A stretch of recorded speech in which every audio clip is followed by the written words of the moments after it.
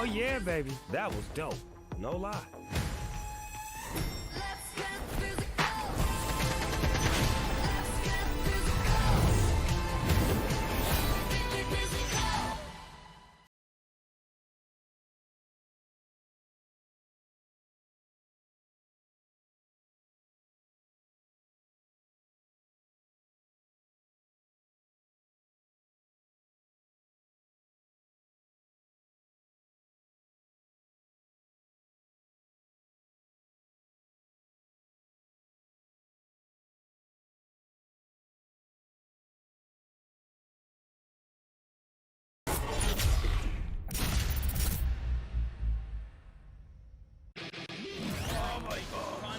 Shut him down. It's a double kill for Jim.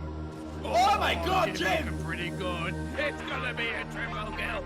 Jim comes on fire. Jim comes on fire.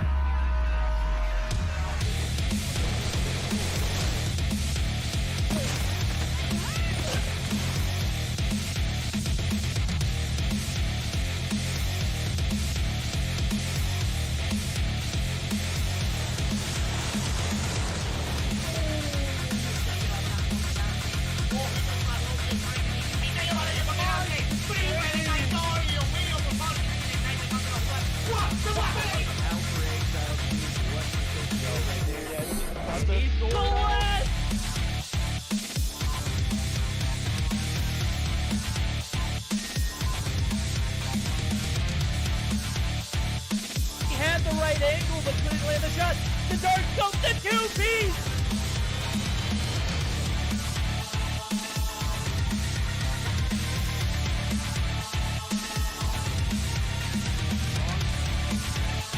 Oh my God!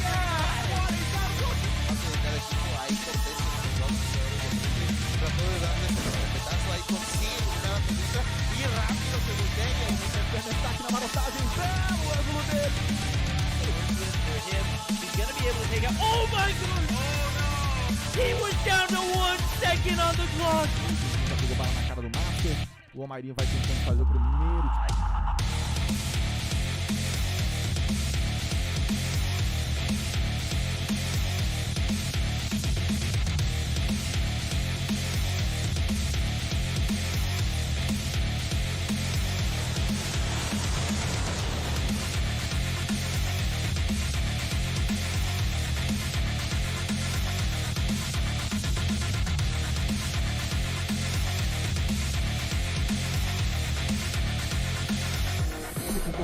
Vai tentar o tiro porrada e bomba! Vem! Clutch muito difícil de vencer, mas...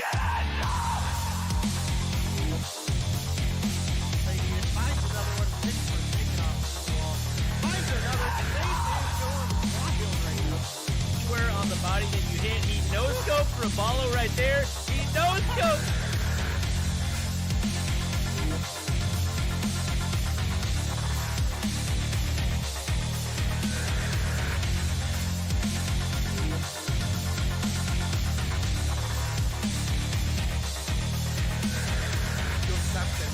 Y aquí igual queda solamente positivo por parte de repente sigue la primera baja en este round. Se da cuenta que estos jugadores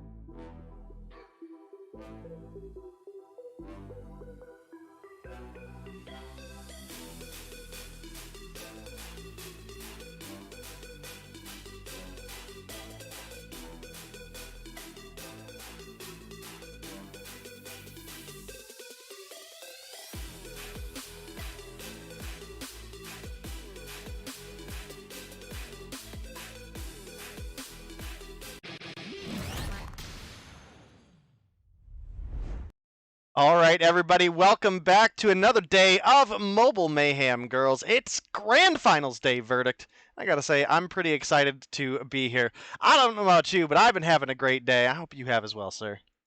Bro, I can't tell you, man. It has been just a phenomenal day, bro. I started off mine with a little bit of EU action, and let me tell you, bro, we got to a second best of 5, and it was anything but a nail biter. It was all lopsided, and the strongest team prevailed. Obviously, we're gonna see the similar case here. We're gonna see the strongest team prevail as we got the grand finals here for Mobile Mayhem girls, and let me tell you, these girls are the sweatiest of the sweaty when it comes down to these last 4 teams that are standing. We got Angels, Xplicit, Celeste, and UD girls.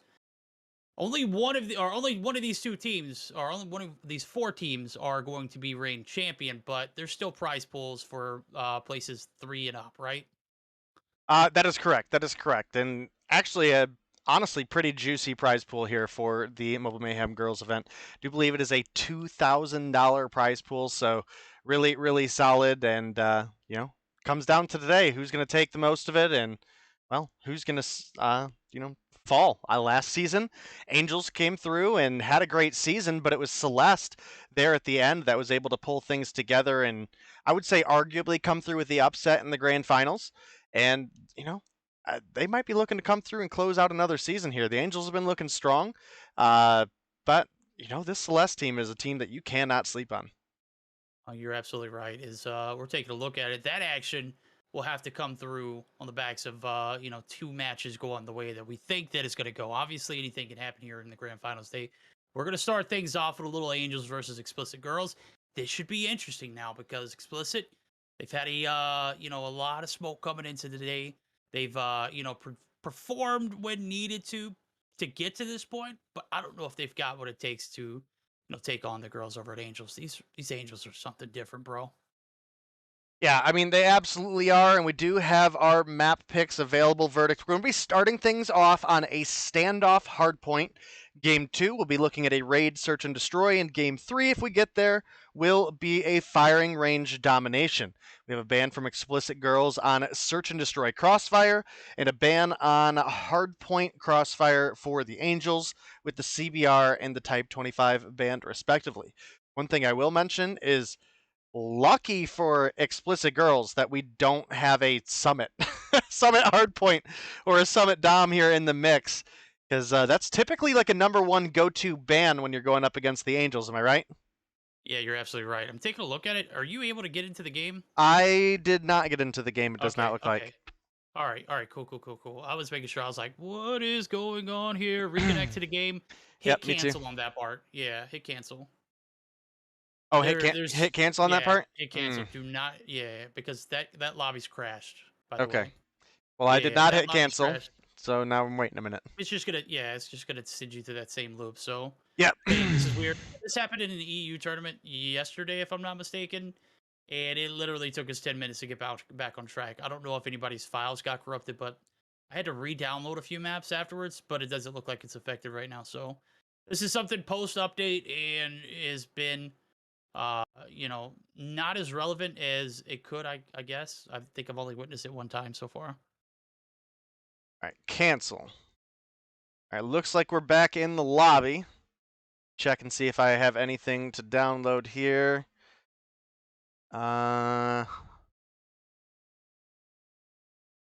Doesn't. The heck? Calculating amount of resources to delete? Yeah. Does yours say that too? No, it did the other day, but if you just give it a second, it should, fix itself. It doesn't look like it, necessarily needs to. Yeah, it's if you're on mobile devices, you might have to force cancel, like force close the app and restart.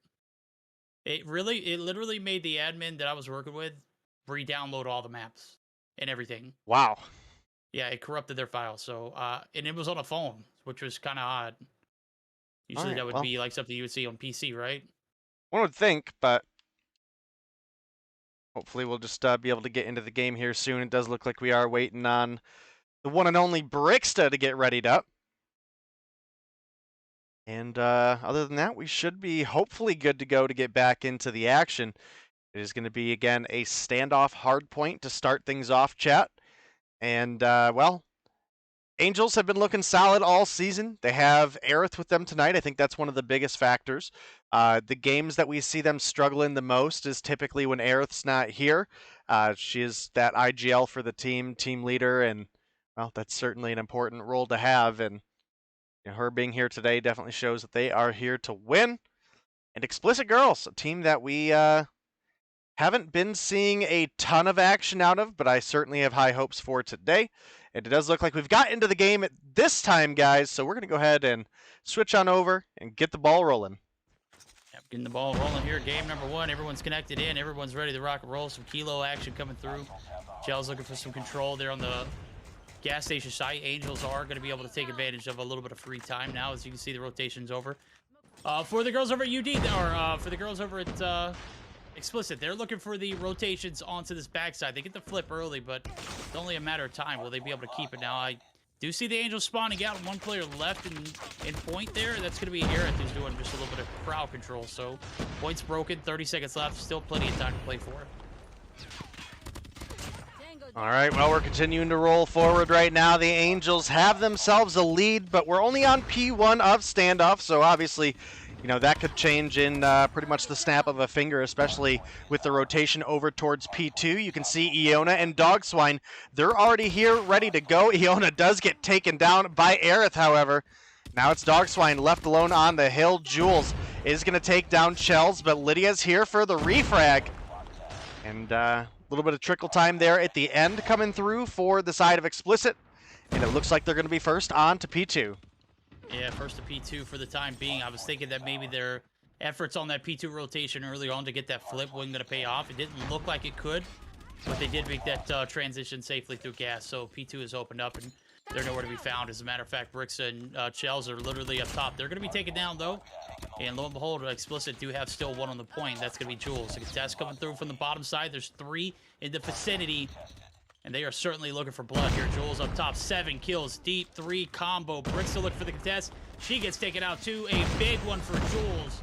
And a massive hold there for Xplicit. They're going to be able to rack up a few points on contested, but here comes Chels and the never-ending cycle of Angels just making their rotations through as well.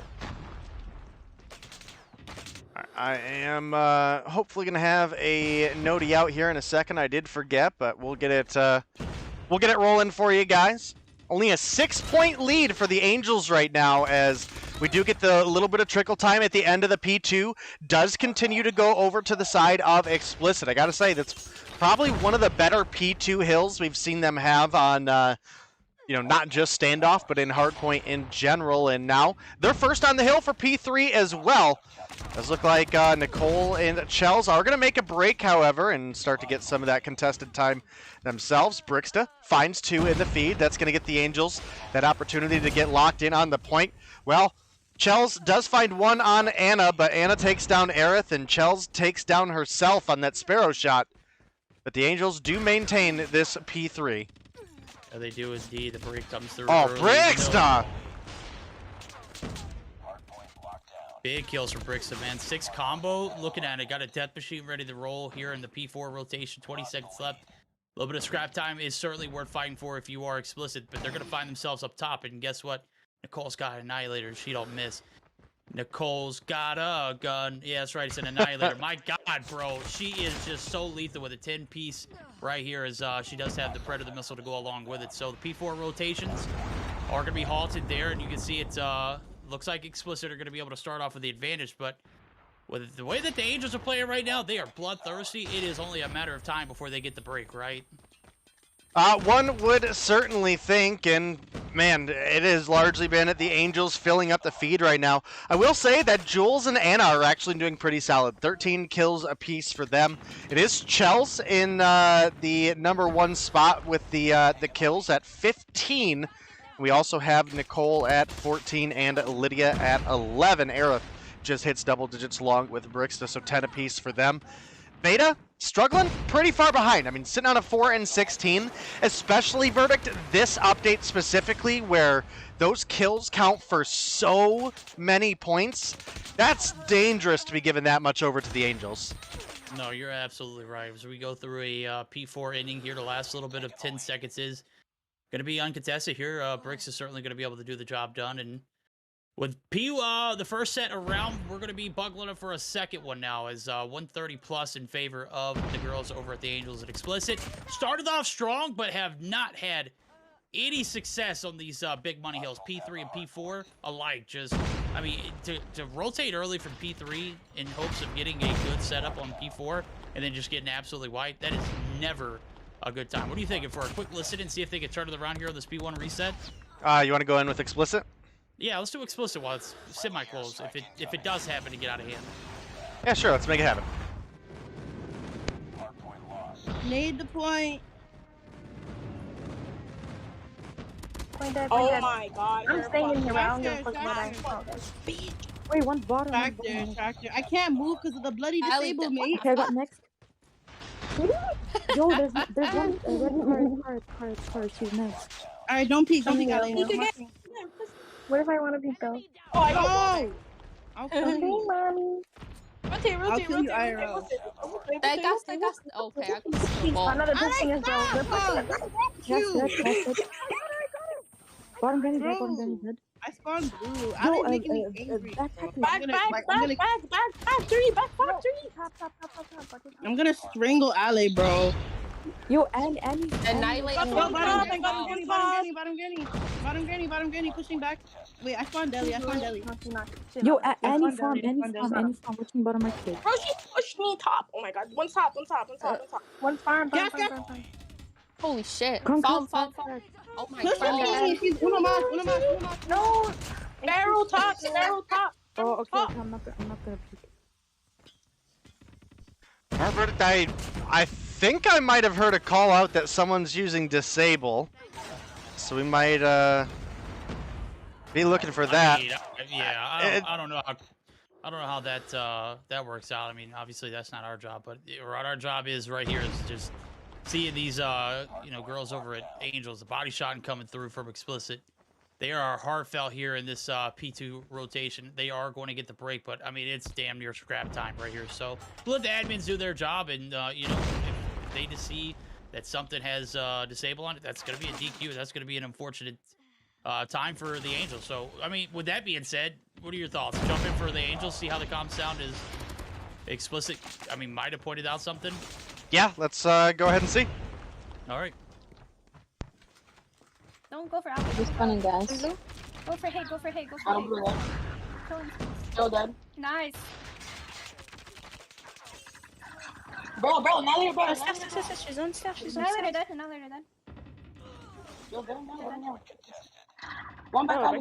Back alley. Come on, bro. Back alley. Push One barrel. Inside, only one. Hiding in the corner. Your corner bricks down. You hard right. Dead on side. Go next. Go see. Yo, It's top. on market. Yo, one's on you, Nikki. Push. One top. What the fuck? One top market. Behind the stairs, go. That's machine out now. Behind the stairs. Hello. I killed Fack. I'm putting trophy. It is machine on side.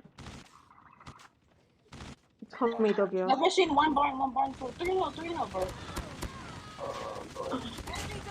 Nice break stuff. Come on, break it. Watch her. I'm gonna go top market, okay? Barn. Barn. You go. One farm. They gas. Oh, Barn, pushing him up. Bro, get on hill. In person, barn. Barn is dead. Top back. No, I see them now at the hay bell. They're all coming from back. Richie. Another one. Yo, I don't have ammo. Fuck, my bad. Yeah, we can set up new. This is crazy. Nexus. One person court. Two court, actually. Two court. Granny. Up Granny. One person tank. Again dead. Top Granny. All right, verdict. Well, the Angels are 20 points away from potentially finding the map win. Still waiting on confirmation from the admins on everything from earlier, but we'll see as things continue to roll on here. Jules picks up kill number 33 that walks right into Nicole's Annihilator. And with 14 points to go, Xplicit, they need to make a big comeback happen here. It's certainly possible, but P1, not a great opportunity for a big amount of rack-up points. No, you're absolutely right. This is 10 points that are all that is needed. This is more doable than the 110 that the side of Xplicit need. Nonetheless, they have battled in the trenches. They found a little success on these rotations and found themselves a little closer to victory. Just, I don't know how close they are going to get in this matchup, regardless of what's, deemed DQ worthy or not. I mean, admins are currently working on that situation as we speak, but nonetheless, a very spicy game one. And it might be coming down to the wire here on this P2 rotation. And now, as we can see, about 3 seconds before that opens up. And the Angels, all they need is just a little do-si-do on the hill, and they are going to get it uncontested. Nobody there in sight for the girls over Xplicit. Might be unfortunate, though, as we might have something on our hands that, will overturn this 250 to 155 win for them. All right, well, again, we'll wait on the official word for the admins on what we have going on. I'm pretty sure I saw it disable on there when I popped open the builds.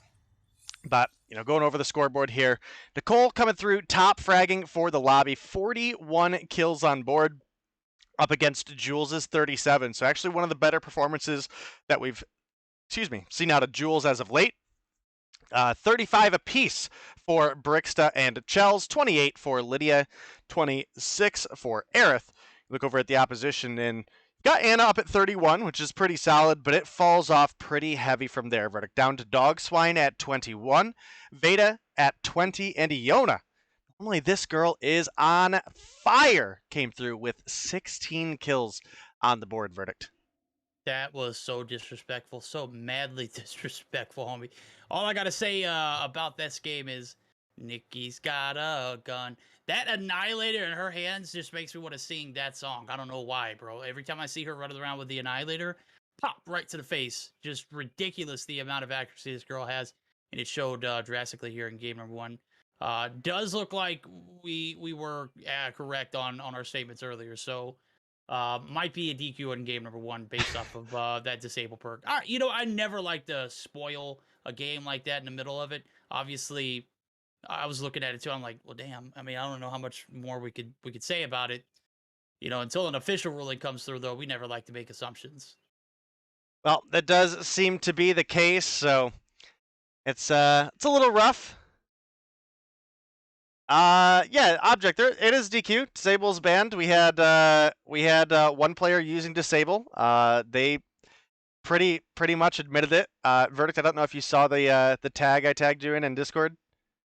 Yeah, no, I don't see anything in Discord that you tagged me in. Go to the Angels chat real quick.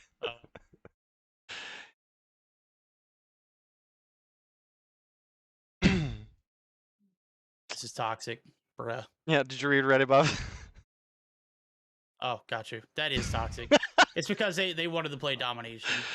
Oh man. Oh, buddy. That's pretty. Tough. Yeah, that's pretty rough. But well, at least we'll get 3 games. At least we'll get. Well, maybe.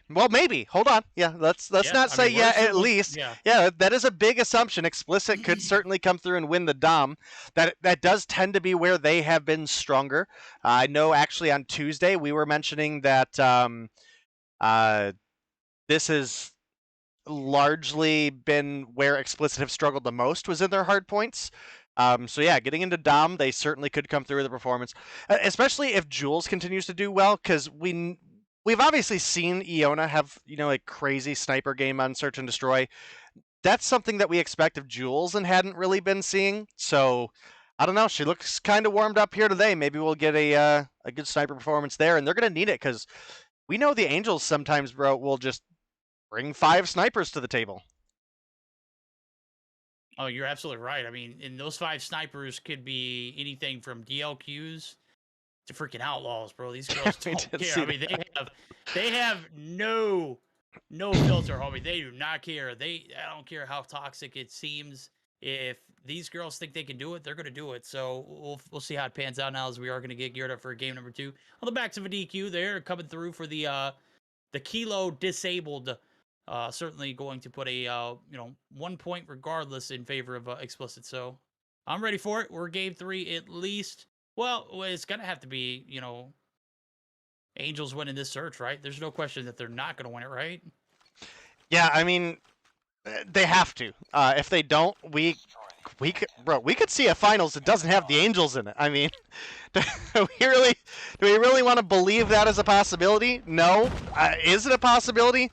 Absolutely, absolutely. We've seen the Angels lose games before, so we could absolutely see it happen here. And Dogswine does put 1 on the table, takes down Nicole off the rip. Be a good start for the side of the Xplicit girls here, but now could they continue to roll forward with it? Would you see Brixta has the bomb? Lydia rotates over into Dogswine there, and now looking at a 5 versus 3. Brixta is here to get a refrag. 1 kill on the board for the team. Keeps things a little bit close, but they've got to make a decision here on what side they're going to push. And look at the angles that Xplicit have covered here. I think this is just really smart play for them, especially with the advantage. We were mentioning Jules might be having a sniper day, and, well, she finds 1 on Shells, puts 1 on the board. It's now a 4 versus 2. Yeah, Brixa and Aerith looking to clutch it up for the squad. They got 4 players left to deal with. Iona, super cracked when it comes to, the snipes. Jules also on pace for, some sniper clips for herself. Dogswine does find the first 2, though. Brixa is able to find 2 for herself. That makes it oh, man, she finds 3. Good night. A 2v2 now, as we see Dogswine taking some bullets there from Aerith. Veda does get the trade, and now it's a matter of time. 30 seconds on the clock. Can Brixa get this bomb plant down? I don't think she's going to be contested in this angle. The callouts do come through. And Veda is certainly on ace still, so the HVK in Veda's hand is going to leave her with 42 seconds on the clock now as bomb was planted. So the HVK in her hand certainly looking pretty solid, man. I think this recent update, I've seen it used a few times, and I kind of like it.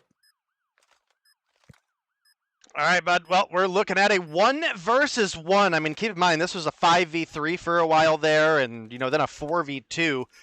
And the Angels have been able to bring it back largely in part to Brixta coming through with 3 kills on the board. She's continuing to play the pool side here. She's got a sniper. And, well, I think she hears Veda rotating over. Dead silence, definitely helpful, but... Oh, Brixta comes through with kill number 4. Gets Veda trying to push her from behind, and that's going to be a big round 1 for the Angels. A well-needed one, and for them to bring it back after dropping 2 rounds, or two players off the start of this round... that's a big clutch for Brixta. Oh yeah, the team is certainly patting Brixta on her back. 4 kills, solid round for her. About the only consistency in that round was her clutching. So here we go, second round off to at the attack, and the Angels, they're looking for blood off the rip. They are going to find it. Nicole, she's got a gun again, and this time it's a DLQ, and actually pretty cracked with it. So Lydia finds the second trade, and third has dropped as well. Now it is all on Dogswine and Iana.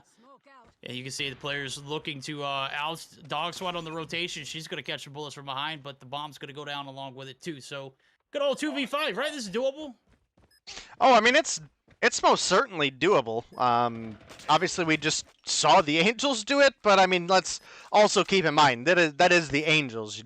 Dogswine puts kill number 3 on the board to take down Shells, but now has to find a 1v4 clutch and what would essentially come into a 1v5 ace. So definitely not going to be an easy one, especially with time dwindling away. We've only got 16 seconds, and Brixta, sliding the corner, is going to pick up that final kill and give the Angels a second round in their favor. They now lead 2-0. And, someone's got to put a stop to Brixta here. She's got 5-0 on the board. Dogswine is sitting at 4-2. But Iona, Anna, I mean, you were 2 of the most powerhouse players in Search and Destroy for the side of Xplicit as of late. They're sitting on 0-2 right now. They've got to turn things around for the team here. Oh, certainly. I mean, if you think about it, you find 1 kill earlier in that first round, it'd be a 1-1 situation, right? Well, theoretically, numbers do add up, but I don't think it would have panned out that way. Nagaboo, a.k.a. Nicole, going to be continuing to do what she does. She finds first blood, and that is going to be Dogswine dropped. So with about 30 seconds left on the, or into the round, we're going to see Aerith actually find one on Aerith too, peeking through the kitchen site. Certainly the bomb going down along with it. So 2 players have dropped, and we've got a 3v5. Veda does find 1 in return. Here goes the push on this B side. Shells bites a few kilo shots. Certainly going to get away with her life for now as she plays a little bit of the head glitch. Yona actually going to be taken down, and it is looking just, I mean, round after round, undoable after undoable situations. That first one was certainly the one that they should have taken, but Brixta, oh my, Brixta just gets dropped right there on the staircase. Finally, someone able to take her down. Veda combines for another. Now it's all on Veda, though, in a 1v2. 10 seconds, it's chalked. Oh, yeah, I mean, yeah. I think that's, in the nicest way to say it, a pretty fair understatement. Veda looking for the kill. Aerith comes through with the Renetti, a little bit too much to deal with, and that's going to be a big round for the Angels. They're now up 3-0. 2 more rounds in their offensive side before we switch, and if they can pick up 2 more and be on match point, I mean, while it is possible to find 6 in a row for Xplicit, let's keep in mind, it is at the end of the day Xplicit versus the Angels, and the likelihood of Xplicit not making a mistake for 6 straight rounds, probably not going to happen. We'll have to see now. Nicole is traded instantly after she finds first blood for maybe the 3rd round of the row.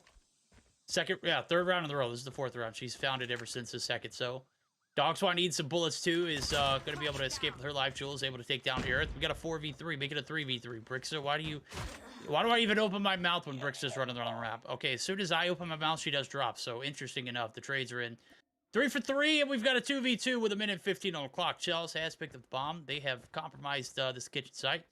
And here comes the plays for the A side. They're looking for a little bit of an A push.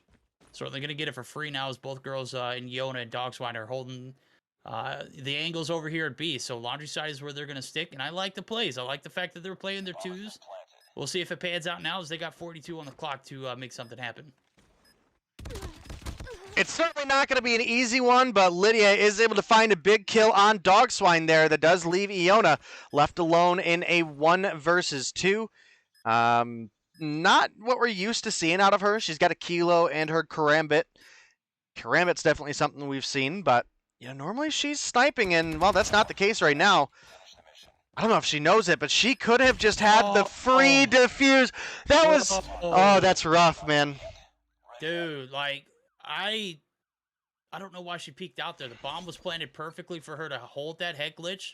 I mean, if anything, you see that bomb, you play the head glitch, and you look up the staircase, right? Yeah. I mean, that's the most you do in that situation. That's tough. That is super tough. 4 rounds in a row, even on the backs of a 2v5 earlier. The Angels just managed to get it done, and Xplicit, they have just not found a ton of success even on the defense. And the side of Angels just, I mean, really giving them the business right now. Can they bounce back, though? It's certainly not too late. Nicole hasn't found first blood, which is always a good thing because she's done it 3 rounds in a row. I mean, well, Iona gets a hit marker. Oh, that's, yeah, well, there it goes. Lydia does steal the first blood, though, but it is quickly traded. 2 for 2 style of Iona. Could have used some of those shots last round. Certainly does find it this one, though. Brixta and Aerith, yet again in a 2v-something situation. We've seen them do 2v5 scenarios. There shouldn't be any problem here in a 2v3, right? One would think. Aerith has 5 on board. Brixta is currently sitting on 6.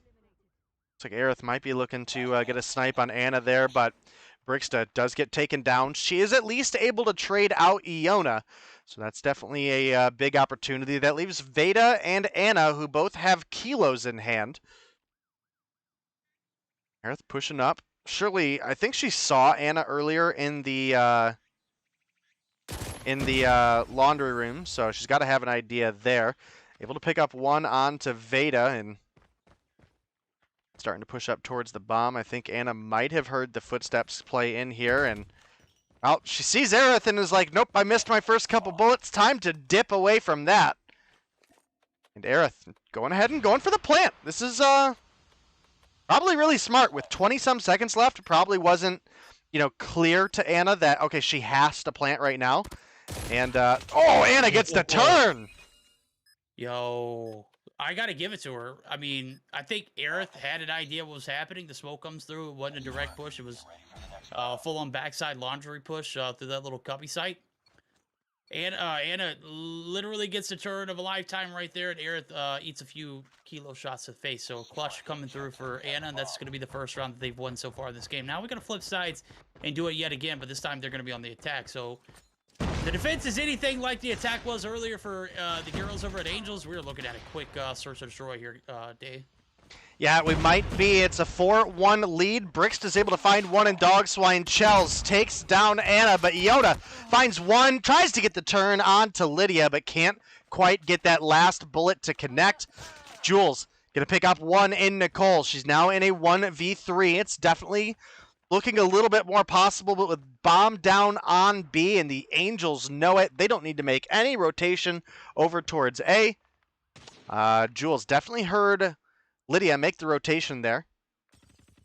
Oh, misses a shot. Her position is now revealed, and, you know, again, they can just honestly play defense here. They know they have bomb down, and you can see they're just looking here ready for it. Ooh, good shots there from Jules. You keep pushing her one by one, she's going to make you pay. Sure enough, the second does pay off for them, so that's 5 rounds to 1. Aerith gets the shots through the door frame, and we are on map point here. This is to solidify a game 3 life on the backs of a DQ in that first game. So, unfortunate turn of events for the girls over at the Angels, but they have turned their unfortunate, you know, situation into, you know, a positive one. They said they wanted to play domination, and they very might so get it. Well, we're looking at it boiling on through right now. It's match point for the side of the Angels.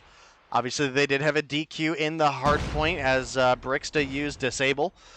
I don't necessarily want to go as far as to say it was on purpose, but they were more than they were more than okay with it. They were absolutely more than okay with it. I think it was probably just an accidental head disable on from the rank grind earlier. Aerith slides the corner, takes down Dog Swine. But, yeah, probably an accident that they were just like, okay, you know, whatever, we'll play the Dom. You know, again, I think Xplicit girls have been largely underperforming so far this season, so I don't see a real-world scenario where I would say that the Angels should be worried about that in any sense of the word, and it does look like they're going to give the defuse over to Aerith as the 6-1 victory does come through for the Angels. Yep, that is it, ladies and gentlemen. Game 2, 6-1 win. Angels come through and just wreck all chances in that search and destroy, being a 2-0 for Xplicit. Now going to be all tied up. So solid game there for the girls over at the Angels, and I don't think there was ever a doubt in my mind going into this search that we weren't going to see a game 3. But, you know, that first round certainly had me on the edge of my seat. After that, it kind of just, you know, that momentum rode off of a 2v5, just, I mean, downright disgusting. Brix is going to be your top frag. She was the one to clutch it up for the squad at the end, so, at the beginning, so certainly sits her well. 9 kills on board for her, Aerith, and 7 for Lydia, and 6 for Nicole. Chels, we'll give you a pass. 3 kills. Sorry. This wasn't a very long search and destroy. All right, well, 6-1 lead does come through for the Angels as we get that game 3 secured. It's going to be a domination, chat. And for any of you guys who maybe missed the map picks earlier, it's going to be a domination on firing range. And let me tell you, this is a map that is so very wide open. And even though there are buildings to hide in, a lot of those buildings do have, you know, for example, for trailer, they've got holes in the roof. For the example of wood, you may be up top. Well, hey, guess what? There's no ceiling if you're in the bottom. Well, only like a third of bottom wood has actually protective ceiling over it. You can pred into American. I mean, there's so much exposed sections of this map, and thanks to the most recent update, well, let's just say score streaks are not hard to get, Verdict. So not a lot of places that you can hide.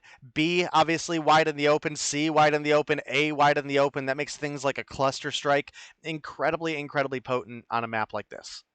On a map like this, yeah.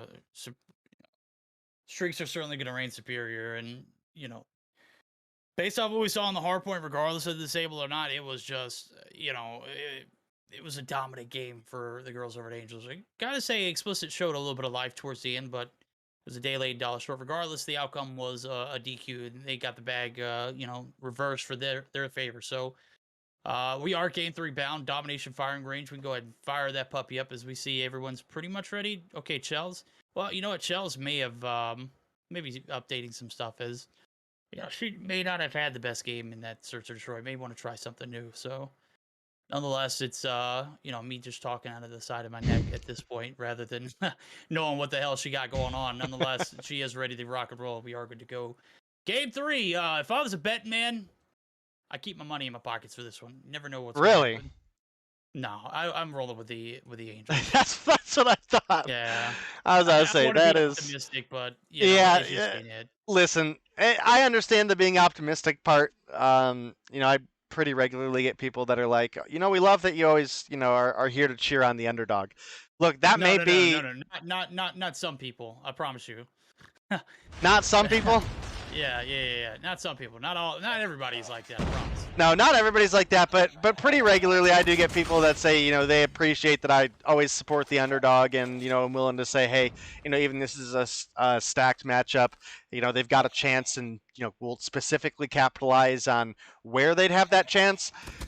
Listen, if Xplicit had that chance, it was in Search and Destroy, bud. We're in domination, and I do not see a world where the Angels drop this dom against Xplicit here. Not with the way that they've been playing this season. Brixta finds a 2-piece. The body shooting coming through. I mean, bro, we're 10 points into the game, and we've got body shooting going on. Yeah. They're gonna be shooting bodies all day long, bro. Trust, Dog Swine gets taken down. Brixta is on a burner, bro. A baby heater right here. She might catch Jules lacking on the inside of trailer now. You know what? Shell's actually going to get to her. Shells, are you rocking... What gun is that? Is that the MX-9? Oh, it's the Finnick. Oh, I love the Finnick. That's probably what she was cooking up while we were waiting for her. It certainly is paying off. 4 combo for her as well. And streaks, they're looking like they're doable. Wrong. She is going to be taken down. Brick's still looking to preserve her life as she might get... Was that Jules teabagging? It might have been. That was totally Jules teabagging, bro. It is certainly quite possible. Jules is able to take down Brixta there, so going to stop the streaks that Brixta was starting to build up, and puts herself on a 3 combo herself as well. So finds the assist, not quite the kill, and as a result, she's not going to get that Predator missile that they were certainly looking for. Now it's Chels on a 3 combo with 7 kills on the board. And again, on a map like this, streaks will absolutely reign supreme. 2-piece comes through for Aerith before getting taken down by Veda, and the Angels are leading with 24-point advantage right now. Chels about to have a Sparrow, a little over halfway to a Predator missile of her own. Yeah, this is looking rough for Xplicit. I ain't even gonna lie to you. Yeah, 24-point advantage just a little bit ago, and it's not looking like it's gonna get any better. As a matter of fact, almost everything that the girls over Xplicit have tried, the C flip, the B cap. I mean, hell, they've even gone through firing range. It just hasn't been, it hasn't been successful. And when you got a team that's as bloodthirsty as the Angels are, look, they are literally like just circling every portion of the map and just shutting down each and every angle that, Xplicit are trying to do. Is you can see we might even see a triple cap here as 2 girls hop A, and there is plenty of coverage on C by itself. So jungle side going to be shut down there by Aerith, but here comes Anna looking for some shots through restrooms. Is going to be able to find one shot. We're certainly an area where, you would expect to spawn, but when it does happen and you're seeing all the action through jungle site, you definitely don't anticipate it. Oh, yeah, I mean, to say the least, you don't anticipate it. And right now, I mean, the Angels have kept up a double cap the entire game.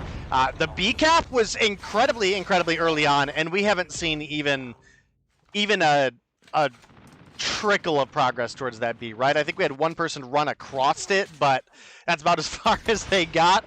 Anna does slide the corner, picks up the kill onto Chels, which is going to stop the streaks, but, well, didn't get it in time. Lightning Strike and Cluster are available for Chels.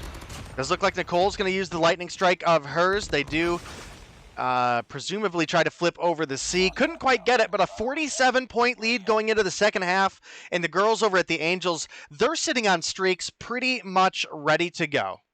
Well, Nicole did burn one, and well, we got another one. We've got a cluster. I mean, yeah, I guess when you're trying to lap streaks, it's never a bad thing to just go ahead and burn one. Over presumptuous, yeah. Cocky, absolutely. A flex, 100%, right? 100%. You get them more, right?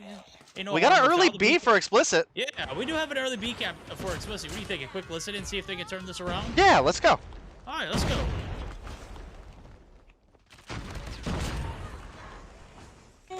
Oh my god, Bottom wood. Just hold trailer. Hold trailer. Stay trailer. I got one trailer. One pushing A. Mid, I'm concussed in trailer. I want you. Guys, A long. Trailer. He's 10. I spawned bathrooms. Bro, I spawned there. Can I pick that? Get A. Cap A. Go trailer. Got A. Bottom wood. Okay, we got push C. Jules, let's get C, Jules. One more. On A. Bottom wood. They're spawning C.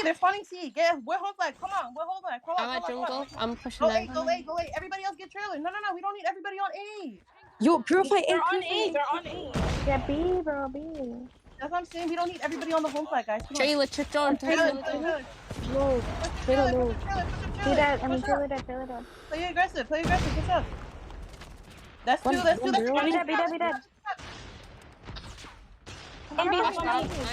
No, mid. Mid dead. Lightning strike. There's a lightning strike. They're spawning down. They're spawning C. I'll get it. Mid.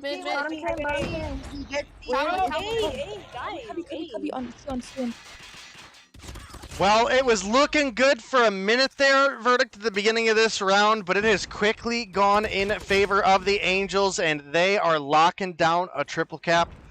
I don't know, I hate to jump right from one to the other, but with the Angels having a triple right now, you want to go listen to the quite probable celebration comes? Yeah, absolutely. Let's go. All right. She's one tap, Jinkin. One more stand back. Just one on B. On A. I don't see them. Yeah. What's your jungle, Chels? They're coming for B. What do you One's see? hit.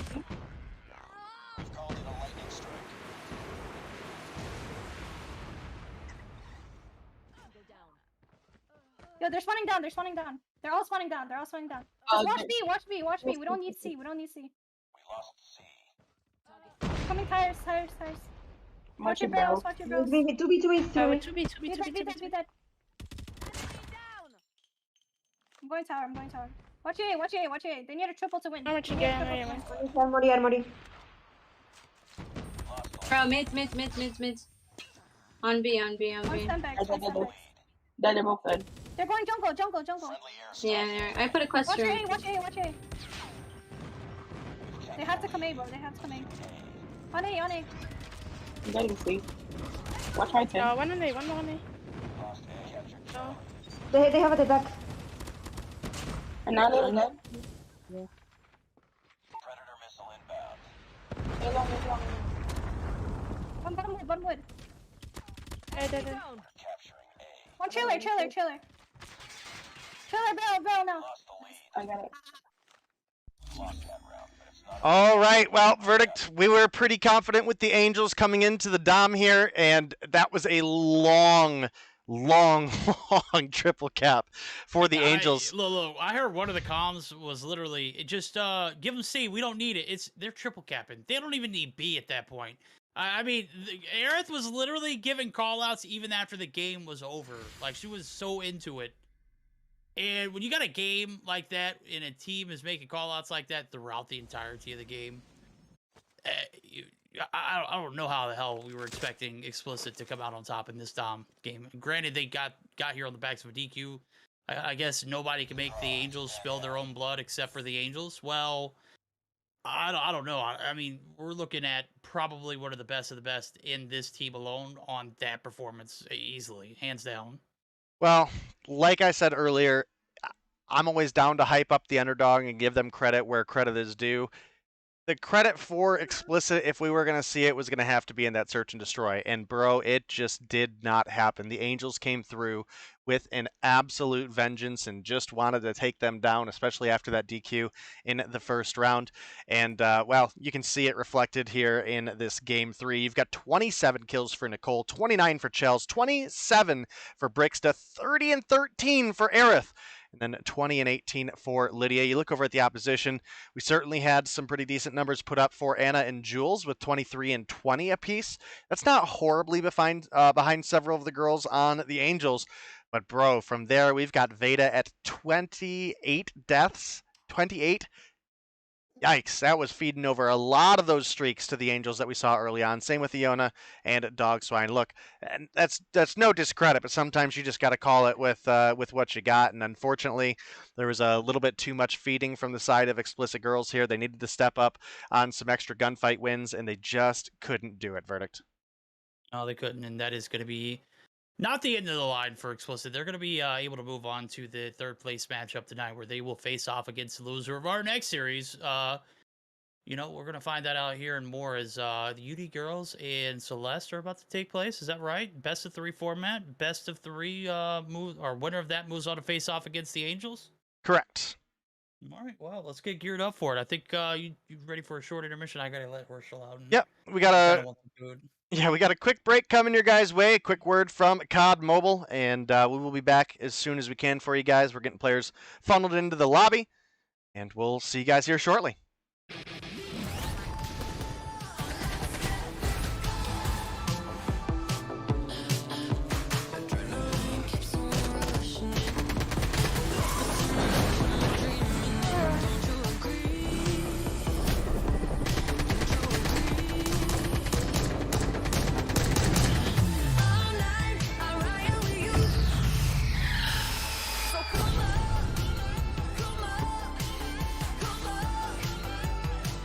Oh yeah, baby. That was dope. No lie.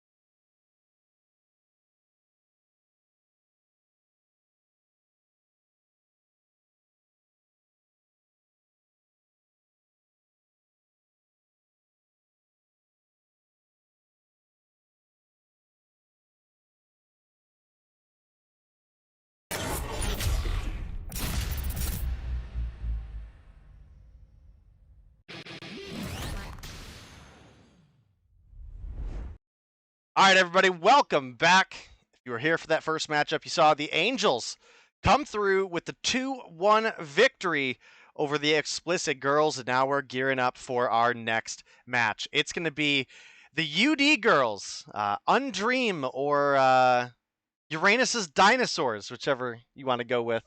And they're going to be going up against the reigning champions, back with a new and improved roster. And that's going to be Celeste coming through. And for our lineup for each of these teams' verdict, we've got Ginebra, Artemisa, Octo, Layla, and Nathy for the side of the UD girls. And for the side of Celeste, kind of the cracked lineup that we've come to know and love: Kira, June, War, Annabella, and Bianca. Yeah, it's certainly going to be a solid series. I think War was recently added to the roster a few weeks back, and I mean, she literally just fits in, 100% all the way around for the play style. And I don't think I've ever seen this Celeste team look as great as they have now. And they are returning, Mobile Mayhem champions. So that's saying something. What I will say is when they did meet up against the girls, against their UD in the regular season, it was a 2-0 fashion. Now, when they met up against Angels, it was a different story. So we'll see if they can get past the UD girls first, as we are going to gear up for our best of 3 to run through. As we're going to gear up for a hardpoint raid to start stuff off with. So S&D raid. Hold on. Am I getting trolled here? Are we seeing a hardpoint and then a search and destroy both on raids? Is this real life? Hey, I don't make the rules, bro. I'm just here to cast with you. Oh, okay. We don't make the rules. We just break them. Dom Summit for Game 3, as we see Celeste opting to ban Crossfire, Search and Destroy, as well as CBR. UD Girls opting to ban S&D Takeoff, as well as the Kilo. And without further ado, we're going to go ahead and spam that start button. There it is. 6 times the charm. It certainly comes through and works just as well. So after a few, and you know what? I was getting a little irritated earlier. The tournament I was casting, I was like, yeah, if you just go ahead and spam that button. I didn't get any spams, bro. Not a single spam. It was one and done. And then like 3 minutes in between, I was like, bro, y'all gotta stop dragging this out, bro. I need to do stuff. I got a life, homie. Come on. Chop, let's go. All right, well, we're hopefully getting ready to get into the game. Hopefully we don't get another crash here. Loading timeout. So do I hit OK or cancel here? You hit OK. And then I hit cancel. And then if you hit cancel there, it actually sends you back the login, and that's what it's doing for me right now. So, eesh, rip. All right, so reconnect to the game. I hit cancel. Gotcha. Yep. All right, well, chat, we'll get you into the action here as soon as we can. Unfortunately, Spectator is a little buggy in the current update. Yeah, it's not just the Spectator, it's the girls too. Well, but it's for private matches, right? We're not having this issue. Yeah, it's for private matches, not necessarily for. I don't know if it's for anything else. That's what I meant, was for the private matches. I said Spectator. That's my fault, but yeah. Hopefully, we'll get into it here soon for you guys and girls. Obviously, we are just as excited for the action as you guys are. So as soon as we get Verdict back in, we'll get rolling. I'm back in. You're back in. Perfect. All right. Well, then we are waiting on 1 or 2 players to get readied up, and we'll get the action started. As Verdict mentioned, we are going to have back-to-back raids, so we might not see a Game 3. We might. We'll just we'll have to see when we get there. And, raid, if you're going to have back-to-back maps, I'm going to go out on a limb here and say that raid is probably at least one of the most solid options you could have. Would you agree with me there? Oh, I think it's viable in all 3 game modes. I think it's probably the most competitive hardpoint game until you get to the P4 rotation, and the spawns there are just about as predictable as I don't know, lottery numbers. It's just ridiculous, bro. They're terrible. The people spawning right behind you on the same point, I don't get that. I don't know how ball can get dropped that hard for a hardpoint spawn site. Yeah, it seems pretty wild. We've seen it, I think, more recently than we had for a while. Players spawning in on that back point, and I certainly have hopes that is something that will get looked into on the side of Activision's production and whatnot, because nobody wants to see a team get wiped off of the hard point just to be able to bounce back through and be like, nope, hey, look, we're here. And, well, we're actually finally getting into the game, chat.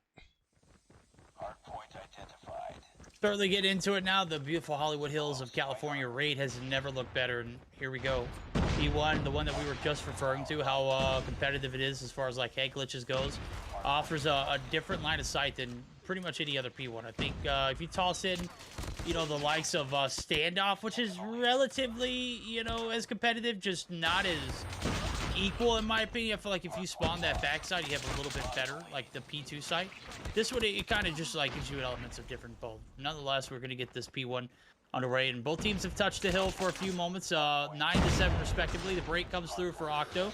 She's not going to cover all odds and ends. It's going to be taking some shots from June, but War is going to get the kill there. And right now, it's all ring control in favor of Celeste, and they are looking to set up early here for P2 as well. And Kira just absolutely smoked Nathy on the stairs there. And off the back of a fairly even P1, we do have the side of Celeste actually set up in a great position to anchor on things here for Kitchen. And you can see that Kira is just sitting here looking to play the L wall, like kind of heaven angle here. Keep people from climbing up through money. We do have Nathy pushed on up into money from the inside, though. Might be looking for a kill. Does take down one. Now she does have a teammate here pushing with her, June. Last for the side of Celeste on the hill. She gets taken down. It's at least a brief break coming through for the side of the UD girls. And they are even able to force Bianca and Annabella off the hill a little bit as well. So great opportunity here for UD to continue regaining some of these points. We're about halfway through. If they lose this push, I would like to see them just go ahead and start working towards Garage. And you can see Bianca, Nathy and June are actually already starting to make that rotation happen right now. Yeah, they're actually going to encounter right there. June's going to get taken down. Nathy's going to be the victor of the first one here. Wrong. That's Kira. Drizzy Kira coming through with some drizzy shots and certainly going to be able to shut it down a garage side. Now, one player looking to make the push all by themselves. That's going to be Ginebra. On a hill like this, you got to wait for the numbers. I don't know if maybe she thought the ego shot was there, but certainly, you know, in a position where you don't have anybody to have your back, it is not ever going to pan out on a hill like, you know, garage side. Break's going to come through. No, Kira certainly holding it down on the red Lambo. They got two players on blue van. The push is going to come from Nathy in the front, and here comes the side from the AC. Ginebra is finally going to be able to take her down, and possibly might be able to hold this this break in favor of the UD girls. So certainly a big transition here. The break comes through early, and a lot of time to play, fight for her. Yeah, there certainly is, and the UD girls actually have themselves a 37-point lead over the side of Celeste. So even if they weren't to get the hill win here, they've denied a lot of points away. June is finally going to get in there and make the break, and, well, they do it with 17 seconds left, and, you know, look at the girls over at UD. They're like, all right, we got most of that time. We're going to go ahead and start getting set up for next, and sure enough, Ginebra looking for a kill onto Bianca there in the pool. Couldn't quite get it to happen. But Layla and Octo each going to find one. Another going over to Ginebra as she takes down Annabella. But look at these spawns. All right, well, Artemisa does find 3 with the Annihilator. Big Annihilator kills coming through. The 27-point lead is going to only get worse here as the P4 rotation looking pretty solid for the UD girls. The break does come through with a perfect amount of time to recover and still have a little bit, you know, to gain from it. 40 seconds left on the hill, and two players looking up top. That's going to be June pulling out the death machine, though. Does get taken down from Layla, so not a lot of value there. I haven't seen a lot of operators being utilized to their utmost potential. Nonetheless, the Annihilator come into play and find a few off the, you know, off of that. But other than that, I see literally Annabella running in garage side with a purifier, just holding down like one of the car sites. Like it kind of like stuff like that you don't have utilization for later on could come back and haunt you. But certainly we've got a competitive game. We're coming into a P5 rotation where you can see the lead has shifted over and the side of Celeste are getting their feet under them, and it's looking pretty solid. What do you think? A quick listen in with the girls over at Celeste, see if they can get this break on P5. Yeah, let's go for it. That machine in hill. One more pillars. She's watching kitchen. She's watching kitchen. I got streaks. I'll get them out. Kelsey, watch your ring. They might spawn here. I got on point. I use my... I got the I got two. I got three. Watch your pillars. Watch pillars. I'm watching the steps. They're next. They're already fucking next, bro. Watch pillars, guys. Pillars in kitchen. Kitchen. There's 2 in Got one kitchen. Point. There's already one. Dude, what the fuck? Two more. Oh no. I got this one. There's one new already. I spawned mine. I have cluster for next. Pillars is dead. Next. She's dead. There's one more in hill. One Point. One next. She's dead. Go new, guys. Go new. Watch your laundry. Oh, there's one red. Oh, yeah, they're top laundry. I just got turned on. There's one top laundry. Holy shit. One driveway. Two driveway. There's one mid-side, there's mid-side, one mid-side, behind here behind you, mid-side. One per cluster, get on point. I got him. It's the cluster. No, there's one in hill, one in hill. We'll get on Outside point. of hill, One in the palm tree, one in the palm tree. There's one launcher, top red. Rip. Is that our cluster? Red. Yes, I said it so many times that it's mine. Let's come one launching laundry, one's launching laundry. Purifier dead. No, there's one in hill. They have tag. There's one laundry. There's one laundry. Just play next. Just play next. Yeah. They're gonna be jungle. Guys, stack the hill. We need to stack the hill. All right, well, you can hear the call there at the end. Verdict, we need to stack the hill, and, well, it is starting to look pretty decent for the side of Celeste. They're only sitting down about 30 points right now, and they're in a great position for this kitchen hold. Kira does have Jadebra rotating up behind her. That's going to be Jadebra finding a two-piece in the feed. Can they make the break happen and extend their lead over the side of Celeste? Or is Celeste going to come through with a good P2 reset and take the lead back in their favor? Verdict. I don't know. It's looking pretty doable for both. I got to say, I was done with the comms as soon as I heard someone say, is that our cluster? I said it 3 times. I was like, bro, I'm out of here. I got to get I got to get some air right now. I got to go touch some grass or something. Like, I heard the comms. Everyone else heard the comms. And she was like, is that our cluster? And nobody there to put foot on P1. You tell them, Herschel. That is our cluster, right? Absolutely. Break does come through. The UD girls are going to be able to rock and roll here with 25 seconds left. Plenty of time to get a little bit of max value. So maybe we should, take this opportunity to get the max value of some comm listenings. They got a big hill rotation ahead of them. Maybe they can set up new or get the remainder of this trickle time and, set themselves apart either way. All right, well, we can see that they're trying.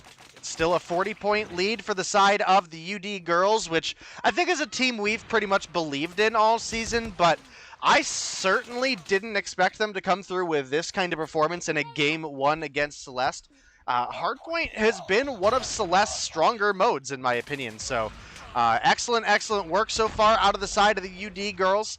Does look like the money hill could be finally going in favor of Celeste, however. Kira finds one, pops the corner, and gets taken down by Layla. That's a big Annihilator down kill for Layla, but Bianca is here for the refrag. But Bianca and I think that's June are kind of left in a weird spot on the hill here. No, it's Anna. Annabella, sorry.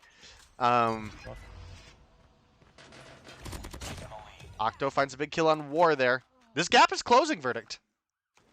It is slowly. It was a big hill for the side of Celeste to kind of even things out. As a matter of fact, they might be able to take a lead now. Well, we got the chance. Do a quick listen in for the UD girls, see if they can set up proper here for this P4 rotation. They found themselves with a little bit of a deficit, not too much, but certainly overcomable.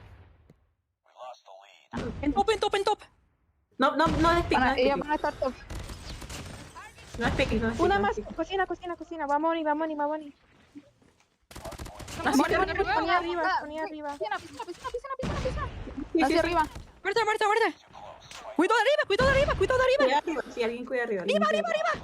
Arriba, hay dos arriba. Ay, soy stone. Piscina. Muertos 2 piscina. Buena. Otra piscina. Otra piscina. Está viendo cuartito. Está en la esquina de bar. Arriba. Ay, dos más. Tres más. Uno árbol. No, bro, dobles. Árbol. No, árbol. Dobles. Bro, piscina de muto. Árbol muerto. Purificador de jungla. Dobles. Go next. Vayan next. Vamos next. Sí. Ellas van a ir cocina, están respondiendo arriba del... Una piscina, una doble, ahorita mismo. Va a rotar Zay, yo creo. Go, métanse el punto nomás. Una en cada esquina, falta una en esta esquina. Ay, no, soy stone. Una va a ir por piscina, creo, Doble, sí, cuidado. Zigzag. Pilares. Dos pilares. No, cocina. Dos puntos. Nice. Muerta. Nice, Ginebra, nice. Go. Estoy estuneada. Doble. Una Sig, dos Sig. Me falta la nada para el Una rojo. Well, Verdict, some big comms coming through there. You can hear the excitement as Ginebra was able to pick up a 4-kill feed on the hill to make the break, and it was Celeste retaking the lead, but they only sit up 11 points right now. This one could go either way. You can see Layla and Ginebra were looking to make the break over towards P1, but they get taken down by the likes of Bianca and War.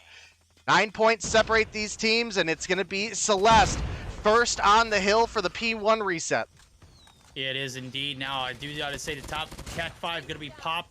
Octo going to be able to win a big gunfight. Not a lot of resources here for the girls over at UD. They're going to have to use it all with gun skill. As I see Kira does pop the Annihilator, looking to make something shake. 8 seconds left on the point. 4 players on the hill. That is going to be 1 left in Nathy. She's going to be taken down. Geneva is going to be taken down as well. Nobody there to contest. The Annihilator from Kira has let her up top, but she hasn't found a lot of value. She does find 1 right there, but it's going to be burnt out. So 5 seconds remain. 2 players looking to come through. They get shut down. And ladies and gentlemen, we've got a clear victor here. Game 1 is going to be a 250 to 226 fashion win there for the side of Celeste. Well, it took a little bit to get Celeste online, but man, they came through with a big comeback win here in our hard point raid Verdict.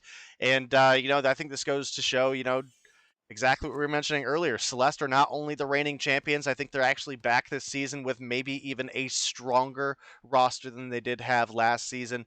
Obviously, there's some minor discrepancy on if the Angels played their best in the grand finals last season, but whether that's the case or not, you can't deny how strong Celeste looked and how strong they continue to look so far this season. 39 kills come through for Annabella, 38 for Bianca, 37 for Kira, running out that trifecta at the top of the lobby. Top frag for the girls over at UD was Ginebra coming through with 33, and then Octo with 31, and Artemisa with 27. 29 kills for June, 19 for War, and then 25 apiece for Layla and Nathy. So overall, just a bit of a kill lead on the side of Celeste, and you could really see that racking up there at the end of the game. Oh, you certainly could. Now the focus here is going to be the search and destroy, as we're going to get geared up for it. Hardpoints down, and Pack Celeste have done, probably themselves a favor by setting themselves up for a search and destroy that could potentially close this series out. Now, we've looked at the talent for Celeste and UD. They kind of stack up, and they're very comparable. But, you've got a few factors that, you got to consider. Bianca, Kira, June, all of these girls are very, very similar as far as, like, sniping ability, right? You're looking at anybody who can just up and pick up a scope and, find a lot of value. Obviously, when you think sniper on the flip side, you think of Octo, and some great gun skill from Layla, some great positioning and gun skill for Geneva as well. I just don't know if they're going to have what it takes to take the series to a game 3, though. Well, you certainly could be right about that. It does look like we perhaps have some players that don't have something downloaded, or perhaps even have that glitch. Oh, that was hello. Oh, it was Nothalo. That was Nothalo, yeah. What on earth, girl? Hello, yeah, Nothalo selling. All right, well, it does look like we were able to get the lobby started up, and we'll be looking at raid again. Not very common we see back-to-back maps, but again, in my opinion, it's very common. Well, I mean, that's because, well, for one, that's just Vanguard's kind of got some not so good maps in it. So is the reality. So not as many of them fit into the can be played on all modes spectrum, right? I mean, hell, there's some of them that can't be played in any mode spectrum, bro. What are you there's literally 2 maps that you can play for Control. I hope COD Mobile doesn't have that same situation when Control's added. I know that we talked about that briefly earlier. I don't know if you and I had a chance to discuss it, but I've yet to see Control played in COD Mobile. How's that going to pan out? Well, Domination's still in the mix here, and the rule set's not going to change anytime soon until we do get something as far as the new season goes. So, interested to see how it plays out. And all in all, a conservative round for both teams now. You can see a lot of B control come through for the side of Celeste and, you know, the girls over at UD, they're just waiting to pounce. They're waiting for somebody to make a mistake, get out of position. They have found themselves, you know, kind of stuck in their spawn, though. Well, they certainly have. We do have Annabella in a pretty aggressive forward position here, sitting on the ledge. You can now see might be getting a little bit impatient. Was thinking about dropping down maybe into the street there, but honestly, the UD girls, I think saying that they're playing defensively right now is an understatement. And you know, they're on the offense. This is, you know, where we should realistically be expecting them to be the ones pushing up, and you can see that push is now finally starting to come. Octo gets a disgusting shot onto Kira. I'm so glad I was paying attention to the mini-map and caught that, because that was a just disgusting flick right there. That was a doozy. Surely the first blood does go in their favor, but it's quickly returned. War on a bit of a warpath herself. Going to find herself in a sticky situation. Layla's going to catch her in a rock and a hard play. Is able to take her down. 2 for 2s, though, as Dabinji, a.k.a. Annabella, comes through with the heat, the fire, the smoke. Now the push from the pool side. The bomb's going to be planted.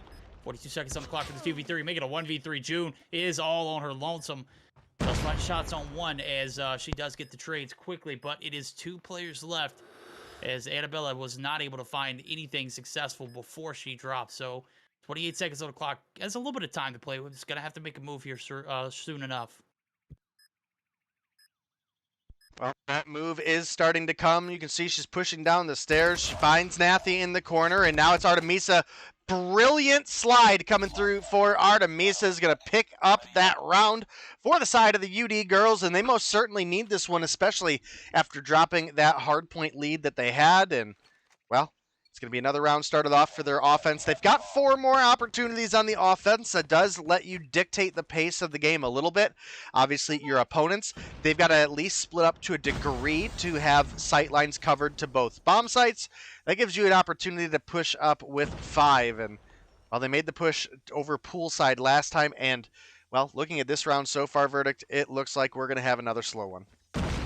You are indeed. I mean, you're in a position where UD cannot afford to make any mistakes if they want to see a game 3.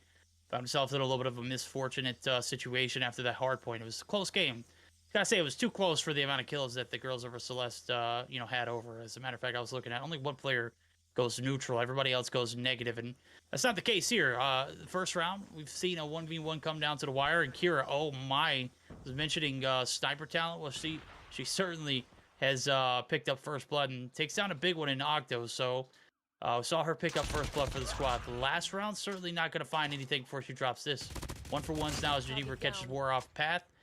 And there goes Annabella with the trade there as well. So we've got 2 for 1s.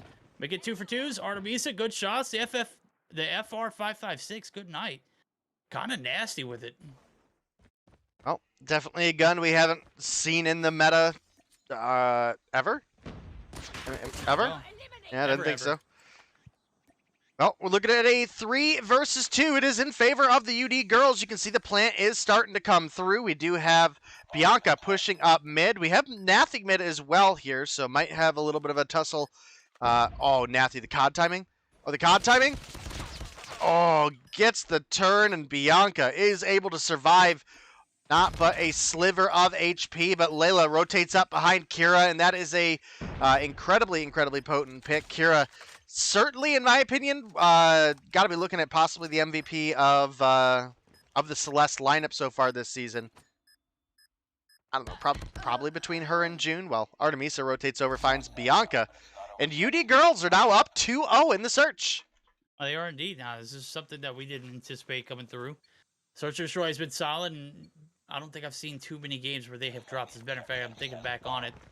I think the only game that they did drop in the regular season, you know, Search and Destroy-wise, was against Angels, and that was a 2-0 win for the Angels.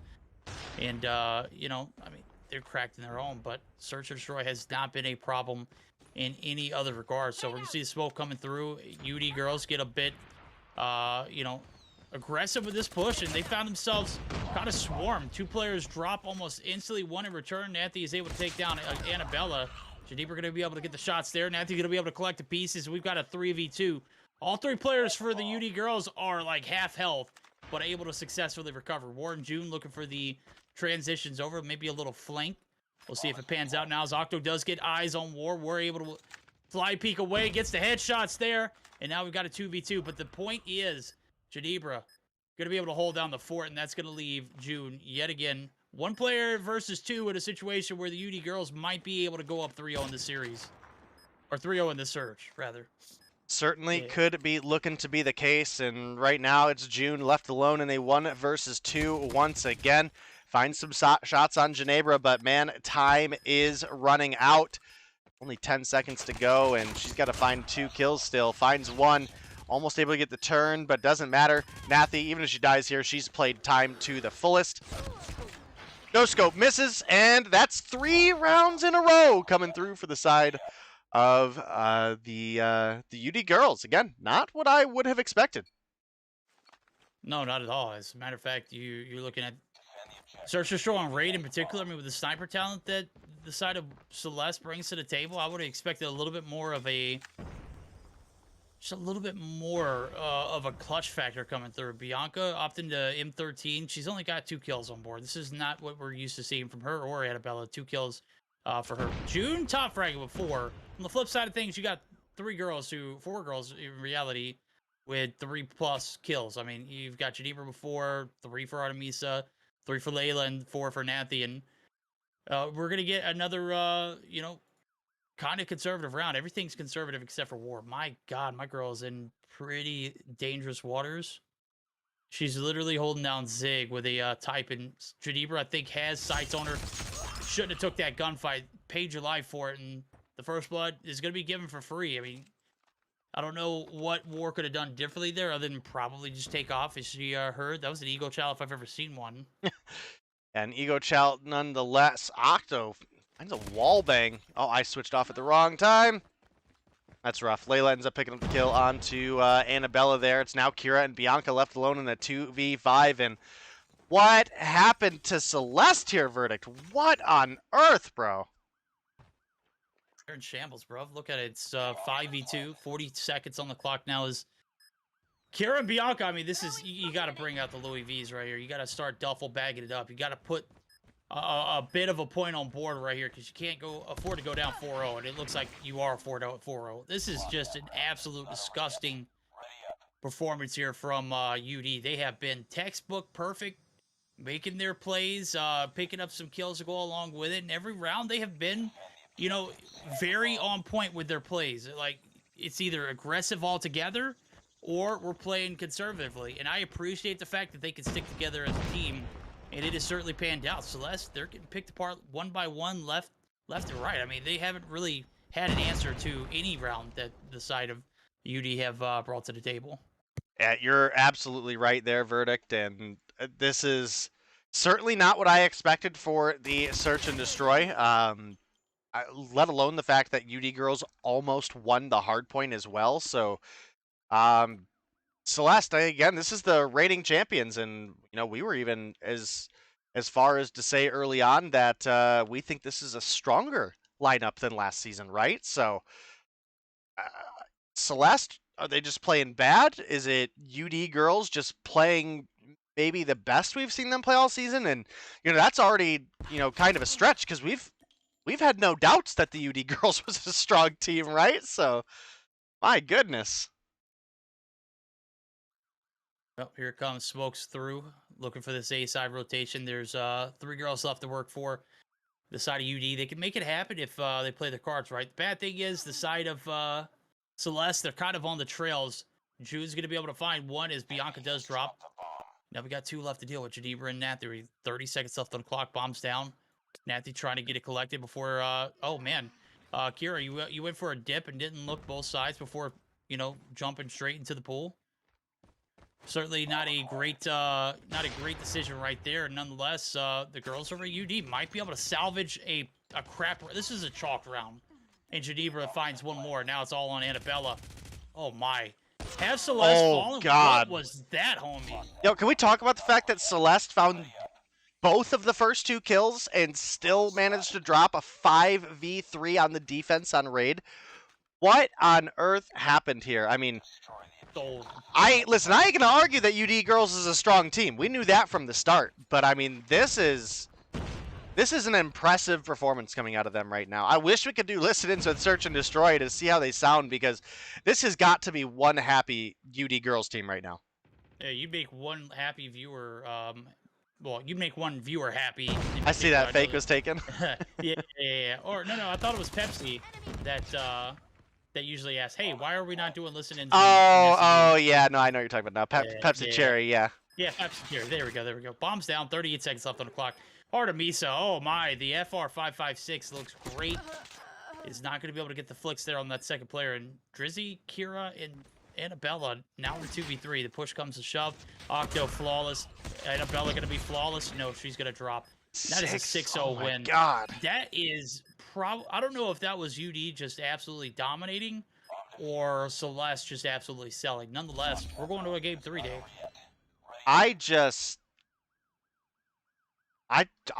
Listen, if you would have told me that UD girls could win the Search and Destroy, you'd have gotten zero argument from me. You would have gotten absolutely no arguments out of me.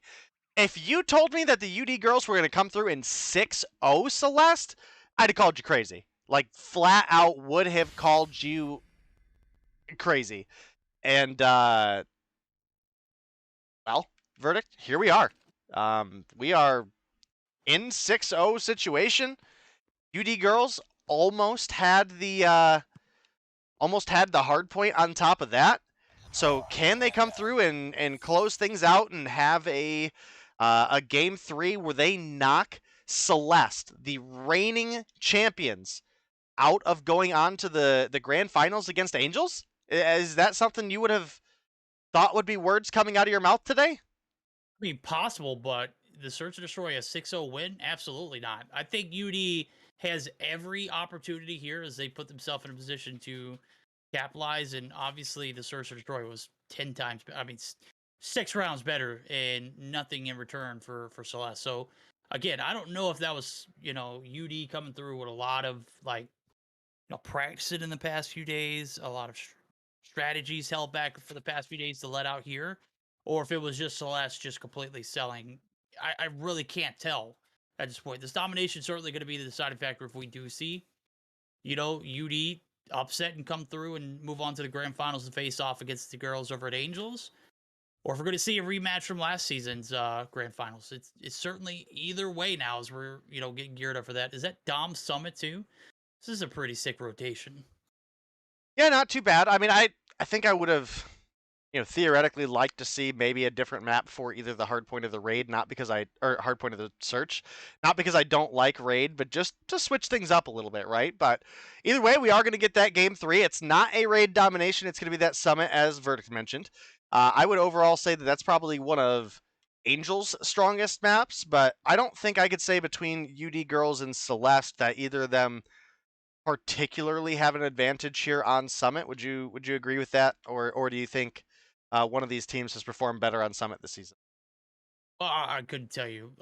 Based off the gun skill we saw on the hardpoint, I mean, there was just a tremendous deficit that the side of UD just couldn't overcome. I mean, it was a 24-point game, but I don't know what the kill deficit was. It was just 4 girls going negative and 1 going net neutral. Is never a good sign, especially when you're playing a respawn game mode. Obviously, the team deathmatch came into play there a few rounds, but UD held their own. The search was damn solid. I just hope they can keep that same mentality running into this domination. So, if I had to bet again, I would probably put my money on Celeste. But after seeing that kind of performance, I think it's anybody's game. Well, I would say I certainly agree with you there, Verdict. Obviously, we had Nathi and Ginebra come through with 8 kills apiece in the search, and Layla with 7, which the 3 of them outfragged everybody on the side of Celeste. And when we looked at that hard point, it was kind of the opposite. It was 3 players standing far above the opposition for Celeste. So as we get into the respawns, maybe with those streaks available, maybe we see a little bit more life out of Celeste. Maybe that's just really where their comfort is here in the kind of new update. But it does look like we're getting ready to get into it. I think for Dom, I think Aeon is definitely going to be a player to watch out for on the side of Celeste here. So that's It's certainly a big switch up from War, who we saw in the previous two maps. Not to discredit War or anything of the sort, but Aeon in domination has been very, very solid.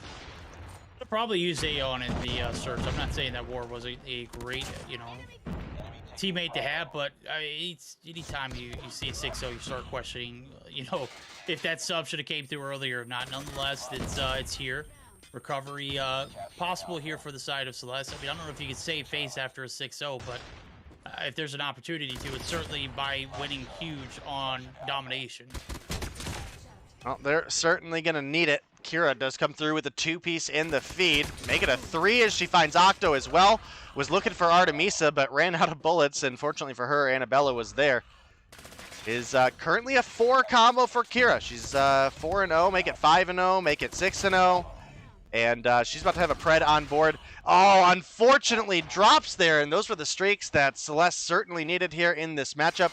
They have got the A-B in their favor, so they do take a lead, but man, again, UD girls, they have showed up to play today, bro. They have indeed. Now, as I take a look at the flip side, 4 kills apiece for Jadibra and Layla, but this is where they struggle. Respawns just don't favor their play style. They play a little more cool, calm, and collective, whereas in a game like Domination Summit, you've got to be aggressive as hell. And you've got to be quick on your feet to react, and you got to earn your keep. And certainly, the gunfire, the gun skill is certainly a factor in questionable coming into this Dom. Nonetheless, they do get the job done on B. They did a great job of anchoring spawns as well. What do you think? A quick listen in with the girls over at UD, see if they can, spark a fire in the comms as well. All right, yeah, let's go ahead and jump on down. Muerta top. Buena. Entra conector. Una C. Vayan. No, ve. Ay, una nada, güey. Está haciendo spawn trap. Nací C. Váyanse. Yo también. Vénganse, las que están en penos. Muerto. Por medio, van dos B, la que está en computadora. Vamos, Ginebra. Una más B. Está one shot. Tengo todas mis rachas. Ay, verga. Buena, Ginebra. ¿Muerta una? ¿Qué otra? Va una oscuro. Una oscuro, cuidado. P1. Ah, sí, P1, computadora. Está en la esquina, güey, en la esquina. Nací A. Dos B. Váyanse, priorícense. Computadora one shot. No captura ahí, computadora. Top. Van por B. Ay, no, muerto dos. Ah, una más C. Vamos a. Voy. Necesitamos ir a. Tomamos. No le envía. Ay, no. Hay 2 en 6. Vamos a ver. Hay una. Espalda. Uy, no, Connie, escalera stop. No, una. Nice. Tranqui, no sé. Tranqui, sí. Es la primera ronda, tranqui. Vamos top. Ay, una con. Vive tu cara. Conector muerto. Top, otra top. Well, certainly a lot of life in those comms. You can see that they are here to come through with the dub. Nathi does have full streaks available, so we'll have to see. Oh, she did. She ended up using the lightning strike, actually, it looks like, but does have a cluster available, and that can certainly be a big factor on Summit. It's not the best map for a B cluster, but you do have to keep in mind we do have a glass roof above B, so you definitely can cluster off B, but it's just not the most consistent in the world. Yep, triple cap comes through. It's going to be a little bit of a dominant very ending to this first half for the side of Celeste. Kira opted to pull it out the Annihilator. Bold. Doesn't get but one shot off and it misses, so that's not going to be something they're going to be able to use here moving in the second half. Now, nonetheless, they have an advantage, and that's something to be proud of as we're getting geared up for this first half to be over. 99 points to 77. B-cap does come through a little late, nonetheless. 23-point deficit that the girls over at UD have found themselves in. Can they turn it around for the upset here in this domination? Well, they're going to certainly need to try, and as we're looking at a 23-point lead for the side of Celeste. They could be looking to find themselves in that in that grand finals against the Angels. And if UD girls are able to come through together here with a victory, well, they could certainly pull off the upset and find themselves in the grand finals instead. And I think that would be crazy to see the reigning champions drop against a... I mean, it's not really a newcomer team because we've seen most of this team play in seasons past, but certainly a team that we didn't expect as big of performances out of as we've seen. And there's that glass roof coming into play there. You can see Artemisa coming through with the Pred missile, takes down Aeon. No cap on B yet, but you can certainly see that Celeste are getting that C flip right now. They're going to have the AC, and they're almost certainly going to push for B off the back of that. Yeah, you can see it, map top control coming through for the girls over at UD. They are looking for a B cap as, you know, you can see it. There's a massive number of players here on B that are going to do the job for Celeste. They sacrifice, and the retake might come quicker than expected. Artemisa does pull out the Annihilator, looking for a little bit of top control itself, and not a lot of, you know, power in the positions for UD. As a matter of fact, they get a ton of kills, but nothing to show for it. The B cap is going to be halted. A cap's going to be traded, and Artemisa is going to be able to find one before she is taken down. The B cap does come back through, but they only have that flag. And now the pushback for the B side. They are spreading themselves thin, and here comes yet again another cluster strike. It is going to take down one. Maybe some better positioning, maybe some better, you know, expectations than anticipated. Nonetheless, they get the job done. Are you thinking we want to try to go get a listen in with Celeste while they try to make this break on the B? Yeah, let's go. All right, let's make it happen, Captain.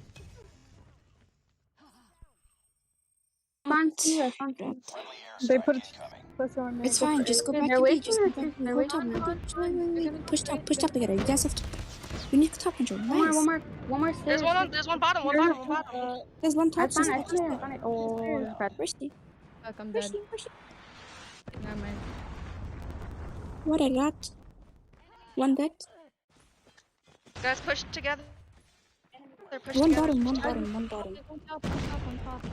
Lost the lead. We need it. It's fine.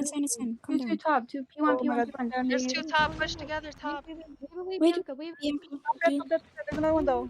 Okay, push back and whatever that is behind me. Push through. One computer. Nice. We got top control. Push through. I have three top. Dead. Computers. Computers is dead. There's one up on top. Cap. I'm coming. She's dead. Two bottom. Which bottom? Pre-fire at the bottom. Pre-fire at the bottom. P1. Guys, group up and try to cap. Someone play top with me. I got stunned. Bottom. There's one more. Two more bottom. We need to push together. Bro. I got one. Concussion. Wait for us. I'm waiting. I'll go with you guys. Wait. I got one. Okay, Bianca, I'm pushing with you. I got I'm pushing with you, concussion. Bianca. Top. Two top. Top. Dead. She dropped down. Too dark. He's dead. Another one dead. Go, guys. Come on. No, another one top. There's only one top. Play together. You need to cap this. P1. She's in the Top. Don't let them clean me. There's one person. Computer. Bro. She's dead.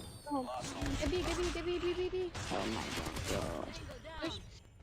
Well, Verdict, you can certainly hear the frustration, and honestly, it has been a fight all half long for the side of Celeste, trying to get that top control, and the UD girls have just absolutely had it locked down. They've taken themselves the lead, and we might be heading into a finals that does not have Celeste, Verdict.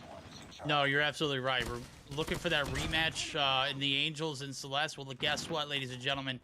It is far and few in between that we are going to get this. As we can see at time, it has certainly been a factor, and even a triple cap can't even save. Hell, they couldn't even get a double cap here towards the middle of this domination game, and certainly have not played as well as they have hyped themselves up to be. And it is certainly the UD girls who are going to benefit from it. They are going to be moving on to face the Angels for their first time in the grand finals. You can see Bianca left the game. That is never a good sign. Wow, verdict. I was sold on the Celeste versus Angels rematch. And we're not going to get to see it. That's insane to me. But, you know, the UD girls, obviously they came through here and they proved that they're here to play. They proved that they're here to win. And they've already upset Celeste. You know, I say upset in quotes. You know, they're very, very a strong team in their own right. But obviously with Celeste being the reigning champions, we had to kind of, at least to a degree, think that they were going to make it, right? So UD girls came through with a great performance. As you mentioned, Bianca bounced out of the lobby even a little bit early. And the UD girls, they're going to go on to the grand finals to play off against the Angels, and Celeste find themselves in a third place matchup. Wow. I mean, if you would have told me today that we were going to see, you know, the Angels and UD, I would have been on board with it. What I would not have expected was a domination second half performance like that from UD for it to end like that for Celeste. And that is a tough way to go. And I was talking about, you know, handling your own as far as gunfights go. I got to say, we see a sea of positivity and a lot of feeding towards the end of that matchup for the girls over at Celeste in particular. They could not get any kind of situation where they could earn any kind of map control. The C flip denied. The B caps denied. There was so much pressure the UD girls put here on the side of Celeste, and of course, Celeste they fall shy of giving us a rematch against Celeste or over against Angels. Nonetheless, we're gonna have the better team moving forward. They are gonna be UD and Angels for our last matchup of the night, and that's gonna actually take us to our next matchup of the night, which is gonna be the third series matchup, Celeste and Xplicit. So gonna be an eventful one. We still got one best of 3 and one best of 5. What do we got going on? Yeah, we have a I think the third place match is a best of 3, and then yeah, best of 5 for the grand finals. It's gonna be Xplicit girls in our next matchup versus Celeste, and then Angels versus the UD girls. Let me see if I have do I have I do on the scene, okay. Where is he? There we go. Alright. So we've got our results of the day up so far. Our semifinals was the Xplicit girls versus Angels matchup. If you guys missed that, we did have a game 3 there, largely on the backs of the Angels accidentally using disable in the hard point. They did win the hard point, but they obviously got DQ'd. That was Brixta who did apologize. She was playing in a different event earlier that was using champs rules and disable was allowed, and well, came into this matchup and did forget to switch up her class, but they were able to come through with the win anyway. UD girls versus Celeste. UD pull out just an incredible set of 3 games there. They almost had it in just the hardpoint search, but obviously the tail end of the hardpoint did go over to the side of Celeste. And man, verdict. I think we're gonna have to take a short break to let Celeste recoup and get ready for their matchup with Xplicit girls. Yeah, absolutely. Let's get on board. You ladies and gentlemen, go anywhere. We're gonna have plenty of action left. We got the third place matchup, as well as the grand final. So plenty to see here.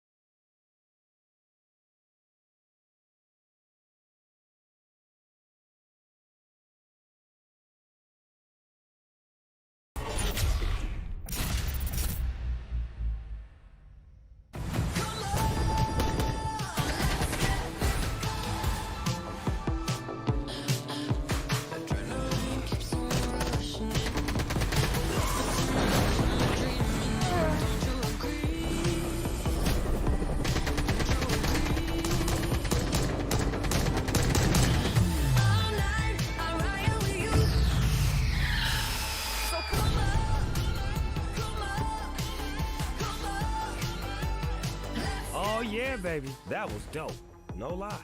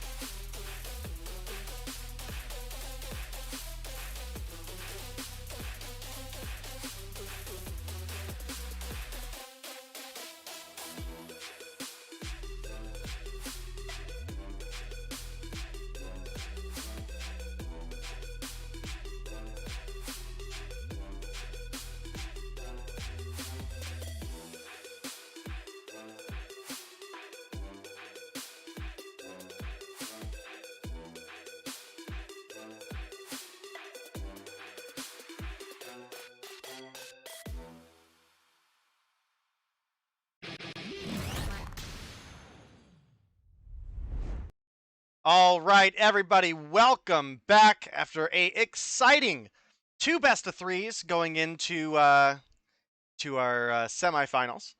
We are now heading into our 3rd place matchup. It is going to be Celeste going up against Xplicit Girls, and Verdict, this is certainly not a matchup I expected to see in the 3rd place match here tonight, but obviously with the UD girls coming through with a brilliant performance over Celeste, well, they're going to be facing off against Angels in our next matchup. So for this one, we do obviously have Bianca going to be sitting this one out. She left the last game early and will suffer a 1-map penalty as a result. So we might see her back again tonight. We may not. But our lineups Verdict is going to be for the side of Xplicit Girls, Jules, Iona, Dogswine, Veda, and Anna. And for the side of Celeste, we've got Kira, War, June, Aeon, and Annabella. We got a Summit hardpoint to start things off, Verdict. Yeah, indeed. We're going to do Summit hardpoint, start things off, and Search and Destroy for Standoff. Game 3, if it does go the distance, it's going to be that domination raid. So Celeste obviously had high expectations for this season, and that was swiftly met with a rude door opening in UD, opening it up for themselves. So Celeste, they are not going to be able to be a repeat champion. As a matter of fact, they're not even going to be in the mentions for repeat champions. UD and Angels. Right now, we're trying to decide who's going to be picking up this 3rd place prize pool, and certainly going to be an interesting one now as we jump into the snowy hillsides of Summit. P1 out in the open here at bottom control, and looking for some top control, maybe a little bit of bottom control as well to go along with it. So first off, the initial advantage looks like the kills are highly in Celeste's favor, so they're going to go ahead and hop the hill and certainly not looking back. All right, well, Debenji, a.k.a. Annabella, does come through with 2 off the rip. War finds a 2 of her own. Aeon does get the trade. Now might be Anna getting taken down if War peeks that angle, but didn't quite look over the railing in time, and as a result, I think actually that's going to be Dogswine getting dropped.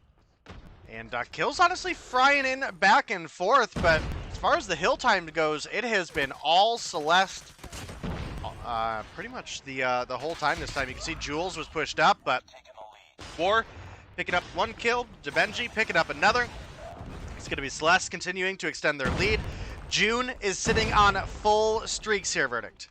Yeah, and you can see it. She's giving the call outs with that lightning strike. It is super OP. Obviously, that's going to come into effect as well as lightning strike coming through itself. So a little bit of a budget UAV, maybe a little bit of a hack as you kind of get those locations. So the call out certainly coming through for her. She spent a little bit too much time on that tablet. Does come through, but the break is certainly going to be in favor of the girls over at Xplicit. They are looking for a bit of points on the hill for themselves. They're going to be able to find a few off the rip there on that P2 catwalk. 2 players there to hold the fort down. 1 player looking to make the rotation. That's June.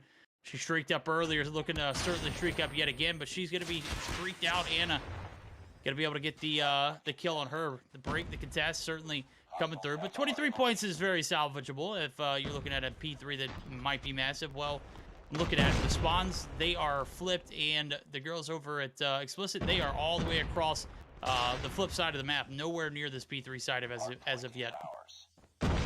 Well, sometimes that's just the case. Jules comes through with a big kill on Kira and is now looking to make that rotation over for the P3 spawns, but June gonna take her down and is trying to help her team prevent any of those enemies from making the push. Veda is gonna slide through with the 1 kill on June. You can see Iona is pushed on towards the back right now, trying to get that spawn anchor.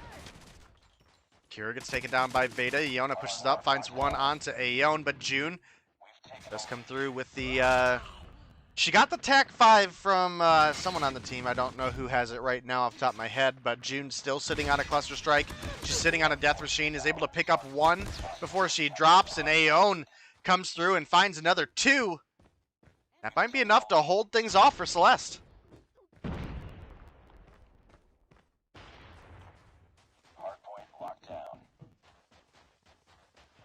All right, we're a little over halfway through the P3 hill and working on over towards P4 now. You can see June has made that rotation, and Jules sitting on 5 kills right now, make it 6 as she takes down War. Leading the lobby, though, is June with 16 and 4 on the scoreboard here. Nobody even remotely close to touching her numbers. War is the next closest at 11. And, man, Celeste, you certainly don't look happy with that loss in that last matchup. And I don't know if we lost Verdict or what, but maybe he'll be back soon, guys. I know, I miss him too. I miss him too. Couple flashes come through as we do have a continued lead for the side of Celeste, and starting to rack the score up even more. June gets the turn on to Jules there, but Anna comes through with the Purifier. 30 seconds to go. I'm back. Sorry, I had to step away for a second. Wife had me do something. Hey, you're good. All right, good deal. What are we taking? Listen-ins with the side of Xplicit. See if morale's still there as they do get the break here on this P4 side. They've had a pretty good chunk of it. Yep, let's go ahead. That same momentum rolling into P1 reset. Yeah, absolutely. Let's go on down. Nice, good job, guys. Top. Connector, guys, connector. No, there's 2 on point. Mid. There's Mid 1, one. Connector dead, connector dead. On me, cages. Cages. I spawned green. Connector side. Top. They're jumping down from stairs. Oh, there's 1 cage in stairs. One top going computer. I'm point, guys. We need to stack. Everyone needs to get in the point. Like, I spawned cages. They have top. Cages. There's 1 more cages. One more cages, Jules. Dead. Top. Guys, help me. We're coming. Got me dead. 1 tap on point. She's computer side. Oh yeah, top. There's 1 top, guys. She's about to jump down. Mid. Dead. I spawned C-Dom. They're still top. They can cut us. Watch connector. Cage dead. Connector side. That's 2. They're both concussed. They're all concussed. I got them. Nice, Anna. Rotate. They're top. Come on, guys, rotate. Get top. Top. It's okay. Just push together. Just go together. I spawned C-Dom. Connector. It's okay. Let's regroup and push top together. Flash point. They're flashing point, she said. I'm coming with you, see. Top in the corner. Top. One in point, by green. It's okay. Let's push together. Throw your nades in hill, guys. Tokyo splash, top. Alright, push up. Top, 2 top. Got her.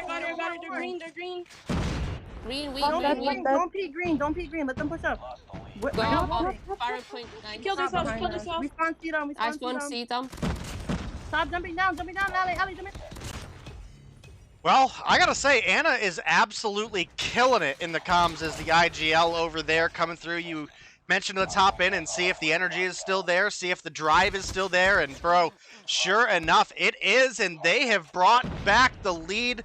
They are currently 7 points in the lead over Celeste as we start getting ready for the next hill, and you can see that they've already made that rotation over 4 spawns. They're giving up the last 10 seconds of trickle time, but P3 is certainly the money hill on this map, and you can see that they're putting that effort forward. Ana is going to find one before getting taken down by Aeon, who makes the break into the hill. Iona has spawned out. She's got 19 on board, but leading the lobby, dude, is June with 28. Aeon with 26. Kira with 21 kills on the board.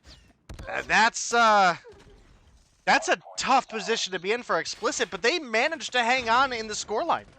No, you know, we saw the same thing with the UD girls, right? I mean, the UD girls get outslayed. They kept the game close. It was literally like 24 seconds that separated, you know, the two teams in game 1 of that series. We saw how that one turned out. Well, Xplicit have found themselves at a 3-point deficit. The break there is certainly left with 30 seconds left on the clock. Plenty of time to fight for. And if I'm Jules in the gang, we're pushing this in the numbers. There's one player there. They don't know that. Obviously, they find out the hard way. Well, they find out the easy way. They do take that player out with a bit of ease. Now the rotation's over to P4. One player spawns in. Annabella, who literally just gets taken down, is going to be right here ready for some more. And she gets halted yet again.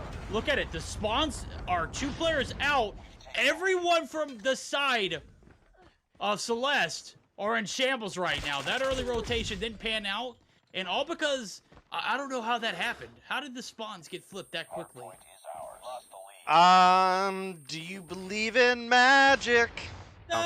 Yeah, something like that. Yeah, I mean, that pretty much sums it up, bro. It unfortunately does, but Ana comes through with one with the Purifier. Why are my hotkeys not working? There we go. Finally switches on over. And once again, we have a lead for the side of the Xplicit girls. Ana looking to just lock down this doorway with the Purifier. Probably the best use for it, especially right now with the, I guess it's not so recent buff to the Purifier, but you know what I mean. Thing is really, really nasty in those close encounters right now. Iona pushing on down, finds the heady on to June. Jules takes down Kira. Dogswine finds an extra before she gets traded out. And just like that, we've got a 40-plus point lead for the side of the Xplicit girls. They've crossed into the 200-point mark.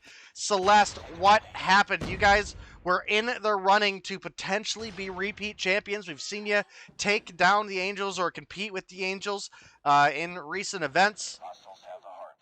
And here you are, falling to the UD girls and maybe even potentially falling to the Xplicit girls as well. Jules is sitting on a lightning and a cluster here, Verdict.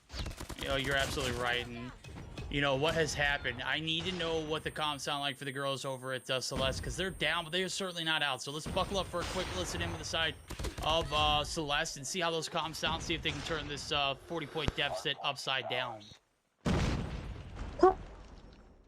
Top. I'm saving my life. Let's go, guys. Push together. Push together. Eat my ass. What the fuck? I'm point.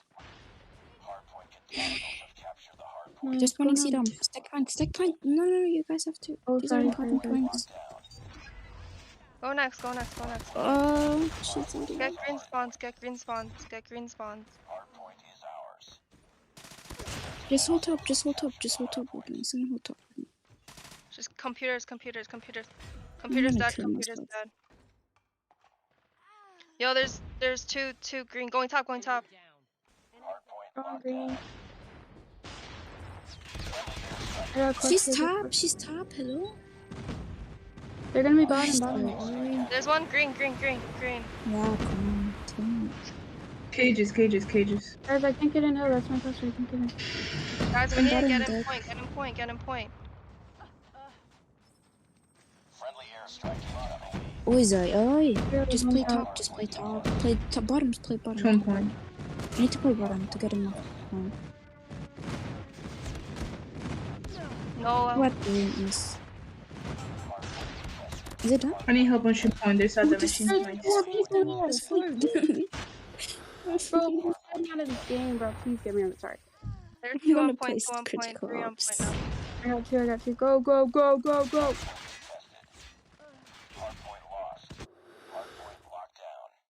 No, I'm just messing with you guys. What a game coming through for the side of the Xplicit girls, and dude, you could hear the misfortune and the distress in the side of Celeste in those comms. I don't know if you caught it, Verdict, the just get me out of this game, but Yeah, I man, think that feels followed bad. up with I want to go play Critical Ops, and I don't think that's ever a good combination, to say the least.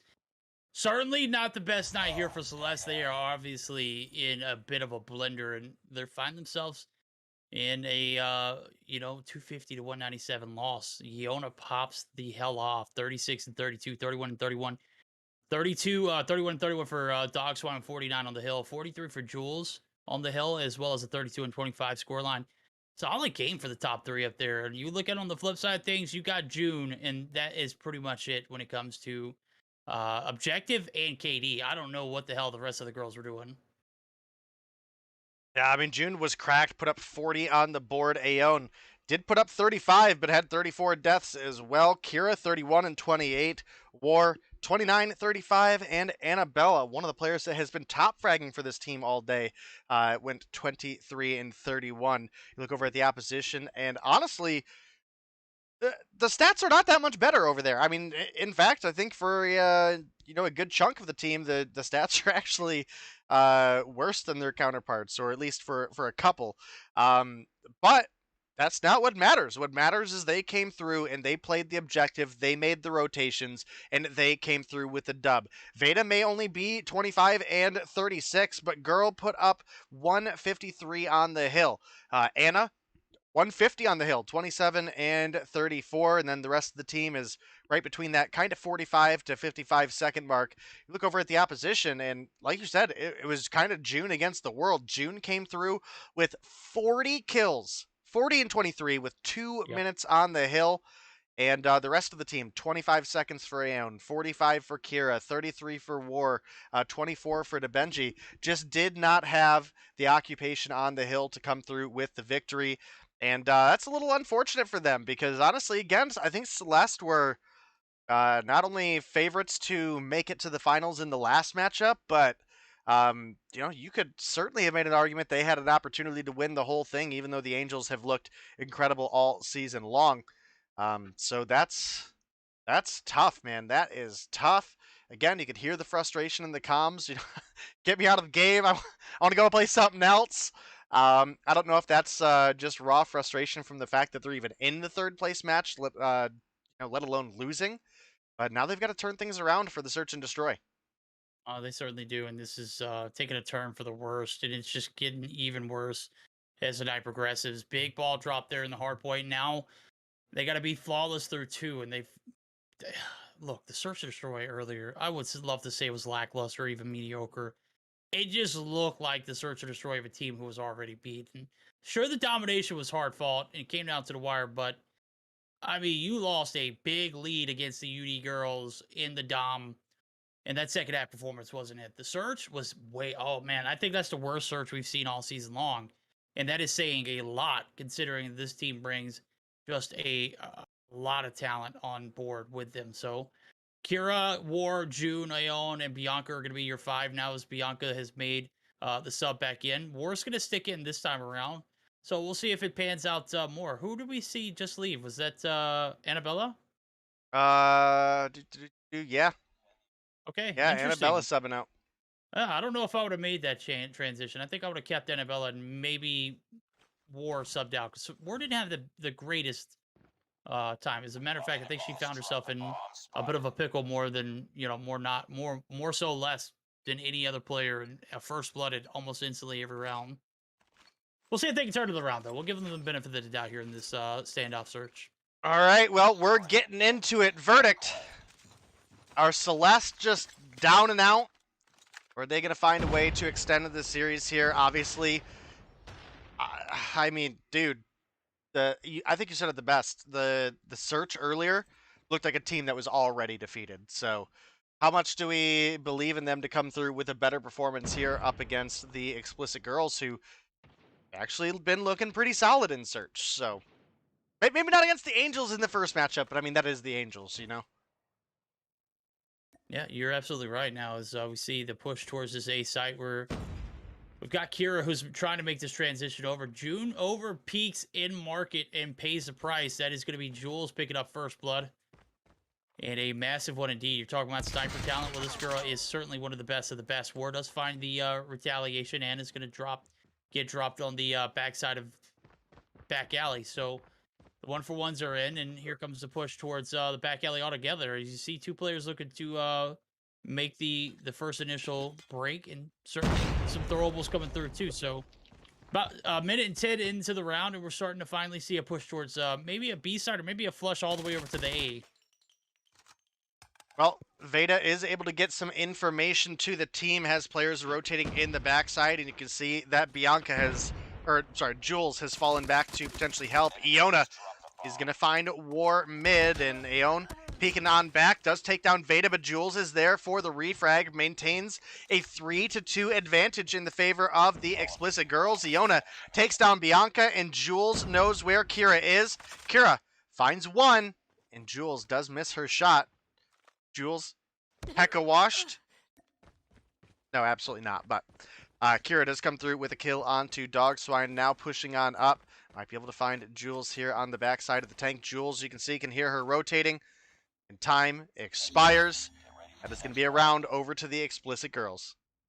Yeah, I don't know what happened. After that bomb gets dropped, there's no kind of communication whatsoever about trying to get that collected. Obviously, it was a little bit of a team deathmatch towards the end, and you saw it, the little bit of hide and seek that Jules was able to do at the end. Certainly played peekaboo towards time expiring. As you can see, they were literally like elbow to elbow in the first round, again going over in favor of Xplicit. They are looking pretty solid here on the Search and Destroy. Certainly a bounce back effort from facing off against the side of the Angels earlier, but this isn't the Angels. This is Celeste, and I'm not gonna say they're down bad, but they're playing down not bad. 100%. They're down bad. I mean, I ain't gonna let you sugarcoat it, bud. That is unfortunately the reality here, right? I mean, that is just the case. We were hyping this team up that, you know, they were a better team than they were last season earlier, and I think largely for the season that has been the real case, and that is just not the Celeste we see here today. They are able to bounce back with a good round 2 and at least put one up on the board. Flawless round at that, but I mean, Verdict, how long can we really how long do we think Celeste holds out here? I mean, again, the last matchup was a 6-0 from the UD girls that took them down. I mean, that is not something I ever thought I would have been saying. Oh, Iona gets taken down by Jules there. Or June, yeah. Too many J names. Yeah, too many J names. Too many J walkers. Anna, oh my, try to cross the street, doesn't look both ways. And it's all Veda. Veda, just another flawless round for Celeste. As soon as Verdict says they're down bad, they come through and literally dominate Xplicit 2 rounds in a row without a single casualty. So whatever kind of, you know, negative comms they had in the hardpoint that resulted in them just completely selling game 1, they push it aside here in the Search and Destroy. Round 1 was washed, but they have turned it for the best now as they found success here 2 rounds in a row. They have yet to drop another. As soon as I said that, June or Aeon actually gets dropped there, but it is 2-for-1s. Oh man, the push comes in. It is super aggressive. 3 players is better than 1. Veda gonna get some shots in, but not gonna get a kill. Dog Swine certainly filling some shots from the opposite side of the map. The bomb's gonna go down as War is looking to do the deed. And this is gonna put the pressure on. They saw the flush over to the A site. Now they're gonna have to make the battle for this 3v3 retake here on the B right in front of Delhi. All right, well, the rotation is starting to come through. Bianca's able to find 1. Dog Swine does get the refrag onto June. We're looking at a 2 versus 2. Dog Swine might be getting ready to walk right into Bianca here. She's got the call out that War is low, but like I said, might rotate right into it, and sure enough, she does. The re-challenge on the other side of the wall results in War picking it up, and now we're looking at the 3-1 lead from the side of Celeste. As soon as we started dogging on them a little bit, they seemed to bounce it right back. It's pretty clear that Celeste just want to make Verdict proud, chat. Make me proud or not, like the comms that I heard earlier were certainly nothing to, you know, boast or brag or be proud of. It was, I mean, it was a moment where, you know, they had a bit of weakness and you heard it. They want to go to critical ops. Well, guess what? We're playing COD Mobile right now, and certainly, you know, the hard point was difficult. Now it's all about finding your successes here in this third place matchup. Obviously, you can't do anything over. We are going to see a 3v2 scenario now as War and June are going to be last two alive. And, you know, the 3-round stand of being flawless and doing things right and, you know, getting those rounds successfully. Looking like it might come to an end now as Jules, Iona, and Anna looking to stir the pot. So, minute left on the clock. Certainly plenty of time to make something shake. But, again, it's on War and June to do so. Can they do it? June says, hell yeah. Shots on Jules. If anybody can do it, it's Jude. I have all the faith. Well, as soon as I say that, she does drop. Cast your curse verdict. Get him the hell out of here. It happens sometimes. And, well, for round number 5, we do actually have a pretty fair bounce back for the side of the Xplicit girls.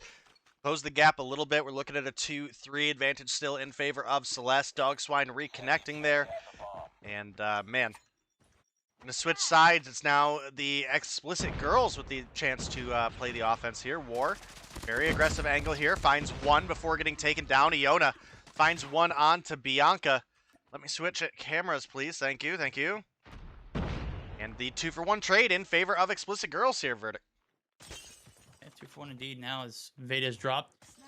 Bianca and War are down as well, but Drizzy are doing a great job there of getting the trades as Jules overextends. Now, taking a look at the grand scheme of things, you're looking at a 7-3 for Aeon. She is a high-value target.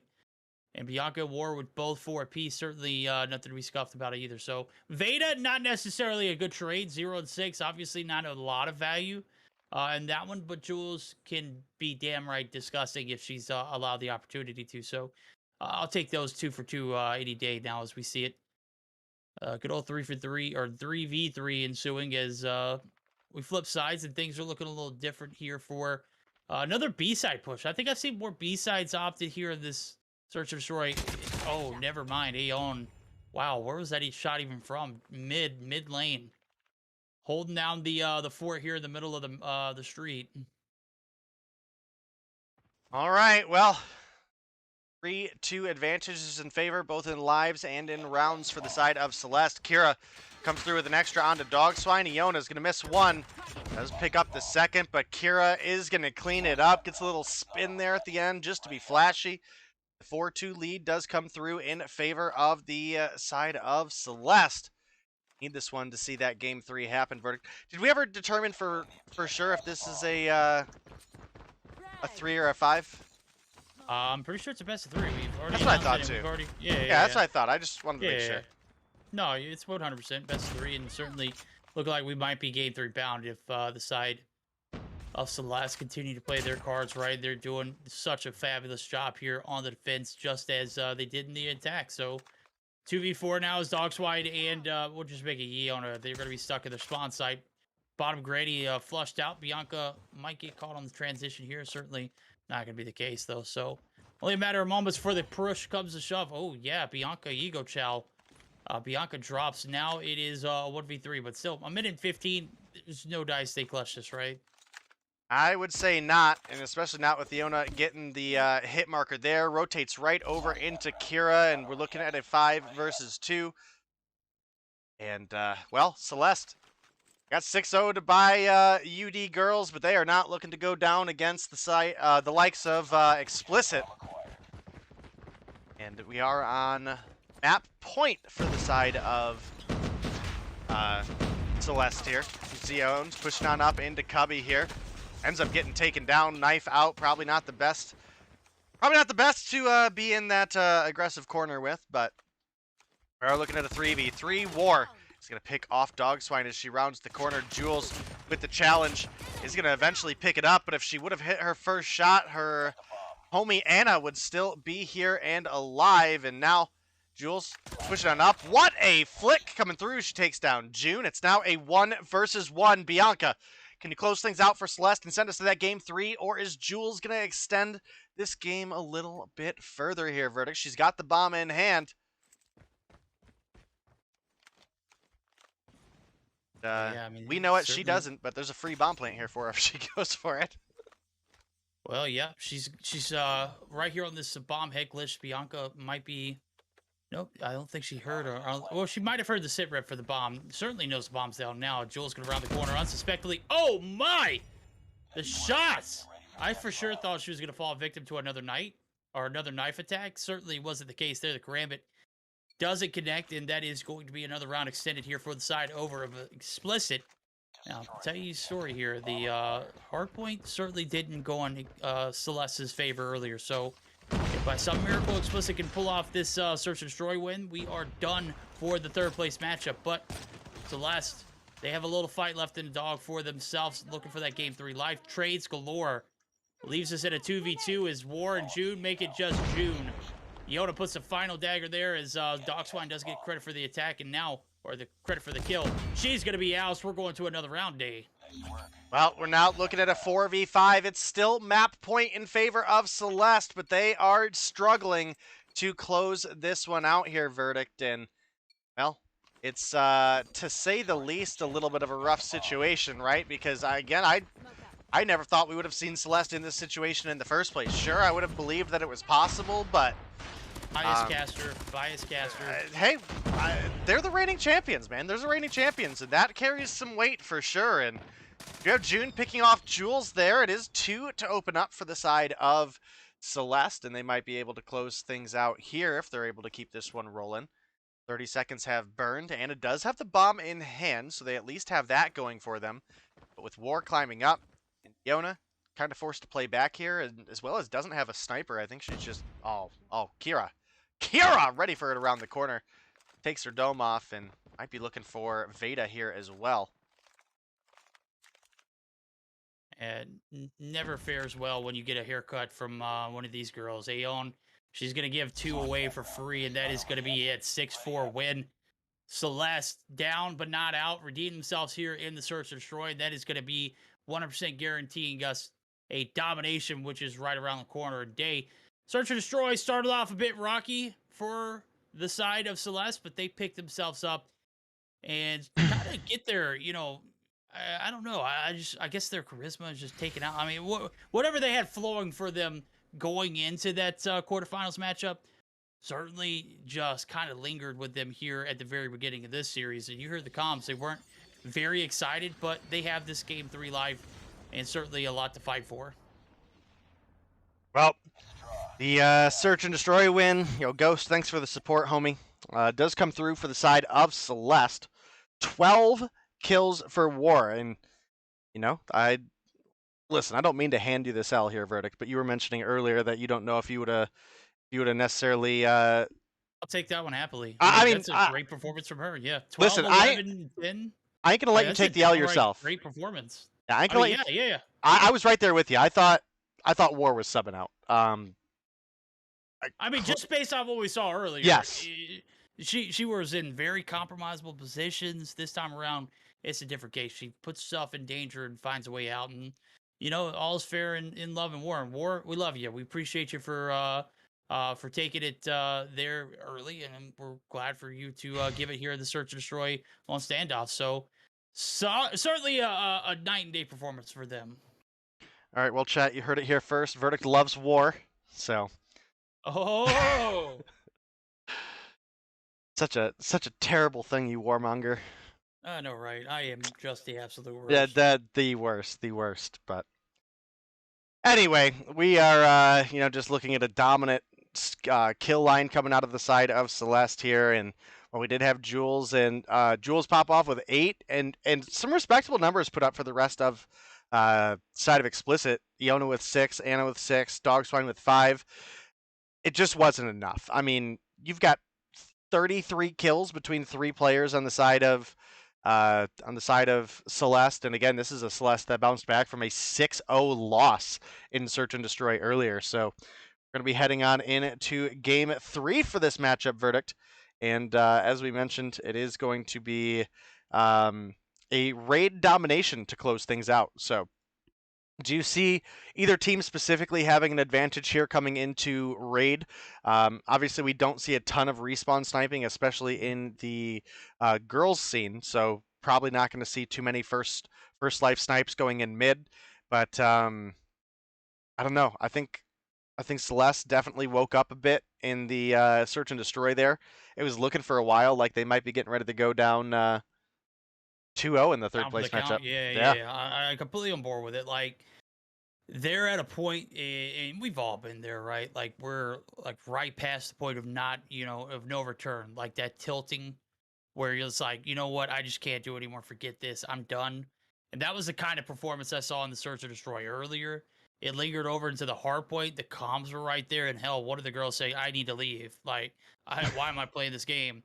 And, that kind of energy is certainly not welcomed, especially when you're in a team format, man. It's so hard to stay positive when you got one just continuously, trying to, get out or do.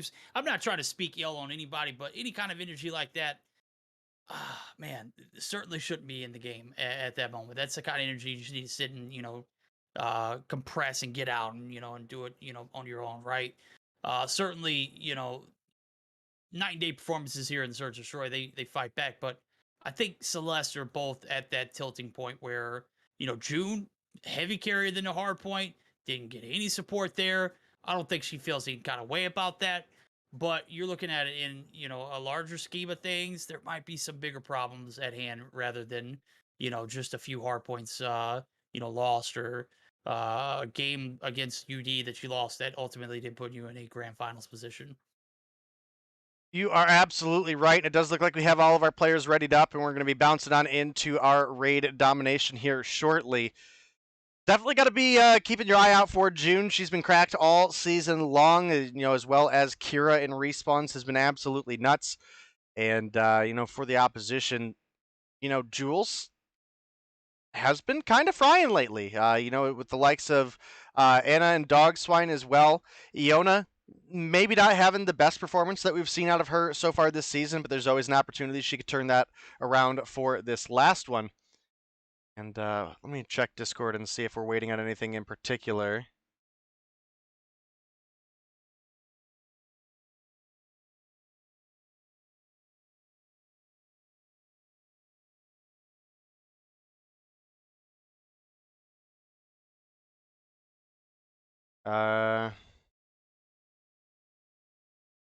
Alright, looks like the admins have something going on here, so we're going to be just a moment, chat. And we'll get into it as soon as we can for you. But, yeah, I fully expect June to come through with a rage here at the end. And, Kira, definitely expect her and Bianca to step it up as well. We know what Aeon brings to the table. We know what War is capable of. She's been maybe one of the least consistent on the team, but we know she's definitely got that potential. And Xplicit Girls, again, they've struggled all season long. The fact that they made it to the third place matchup and they've made it to a game 3 with Celeste, I think is a huge step up for them so far. All right, yeah, we're obviously waiting for something to come through. This has been a day that has gone seemingly pretty fluent, but we're getting into the in game, and it has certainly been a night where we've had one DQ already. I'm just hoping that it's not the same case here. It doesn't look to be the case. Okay, good. It looked like there was maybe an accusation that didn't have any fruitful proof or anything. There was no screenshot of anybody having it, and the admins did confirm that they checked every round and nobody had disable on here. So that is certainly seeming to be the case. We're now just waiting on one player to load on in, Verdict, and we'll be getting into this game.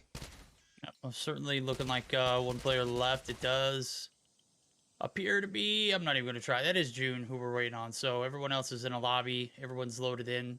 There goes the timer. We're good to go. Everyone's loaded in. Everyone's ready to rock and roll. We are here for game 3. We're going to decide a factor who's going to pick up third place. It's going to be decide a factor who's going to be heading home empty-handed. This has been a long journey for these girls. And it's coming down to one game. All right, well, the A, C caps are coming through respectively, and you can see the rest of their teams are starting to push up towards B. The only opposition is War did push up through mid, and that may actually give them an advantage as she's trying to get that extra angle into rings covered. But few too many bullets come her way. Jules is going to take down Kira before getting taken down by June, who It's taking shots from Veda, but does survive. No progress yet on the B for either team, but it does look largely like Celeste have been the ones to make it on through. Bianca picks up one on Veda, and that's given Kira an opportunity to get on the point, but Iona comes through with a 2-piece, make it a 3 war. You can get some too. Bianca does shut that down, but half progress coming through for Celeste. It is, yeah, and they've got a large amount of ring control here, which could result in some very, very devastating things for the girls over at Xplicit, but Xplicit fighting in the trenches to keep this B cap out of the hands of Celeste. They have just about 1 tick left.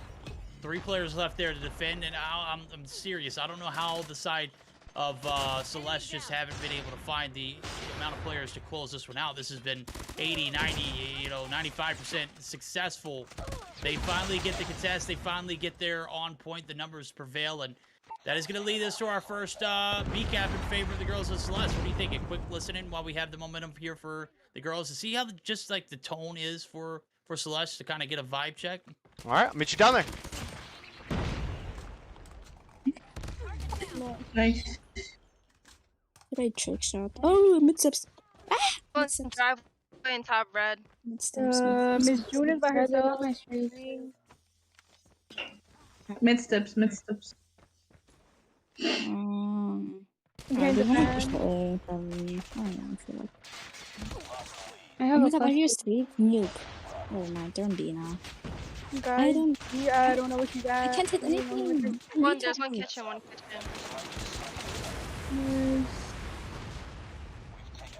You should go for a nuke, honestly. Kitchen's I already dead, died. dead. Nice. Red. One more B. But 5. Nice. One behind blue brands. Driveway, nice. One more driveway. Driveway dead. Top red. Top red is dead.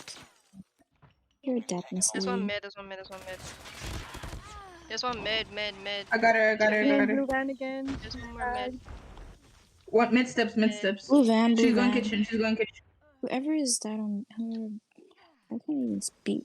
They're going snipers and money. They're going A, I think. 3A, 3A, 3 going A, 3 going He's A. still lit. He's Yep, bro. It's A. Nice. Just go B again. Just go B again. I'll use another gun. Oh, my Oh, God. she's kitchen. She... Driveway. Nice. There's one snipers on A. Wait, let me choose Yep. my gun. Just... Oh my God, let me Snipers choose my dead, gun. snipers dead. Zigzag, zigzag, zigzag. Mid-steps, mid-steps. Bitch. Well, it does seem like maybe the positivity of Celeste has come up a little bit here, and that's definitely something you need, because it was sounding pretty depressing over there in our listen-in earlier verdict, and you could obviously hear maybe a little bit more jokiness in life when they were talking about, you should just go for a nuke to June, who I think died on a blur streak, but does end up with a Pred missile that comes through. But oh, the trophy, good trophy coming out of the side of Xplicit.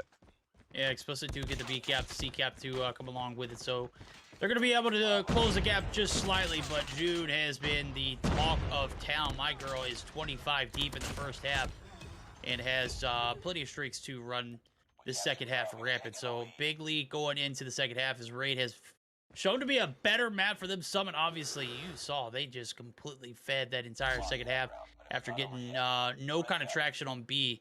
One by one they pushed, one by one they fell. Well, this time around they're getting a lot more success on Raid, a little bit more wide open, a lot more optimistic comms. So take a look at it. My girl June is 25 in 3 day. Good freaking night.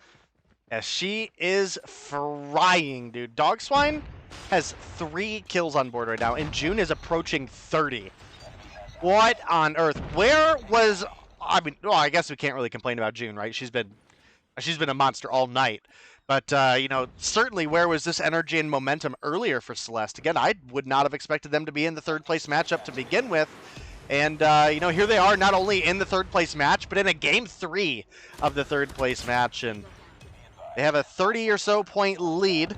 The AC caps do come through respectively, and you can see Jules is trying to set up Laundry to help the team get to B. Pops the Annihilator. Oh, poor timing. Kira comes through with the wallbang and knocks her off that Annihilator. This feels bad for Xplicit. It does, but hey, we're in a game 3, you know, where money's on the line. Of course, we're gonna put our best foot forward for Celeste, right? Can't afford to show any kind of weak links, and that is certainly what we've been watching here as June has put the pedal to the metal, bro, and she has not let off. She's almost, you know, lapsing in streaks. That Predator missile certainly looking like it is going to be a valuable opportunity, too. Anna going to be taking her down, though. The streak's going to be hindered, but the B cap has already came through, and they had a lead coming into the second half. Here comes the cluster. Bianca finds 3, and man, I think Bianca might have been, you know... Bro, I mean, come on now. A little bit more coordination, a little bit more timing. You know, June only going to be able to get 1. Oh, no, she got 3 off the cluster strike. Damn, how the hell did the cluster strike get 3 when Bianca got 3 with the Sparrow? How does that work out?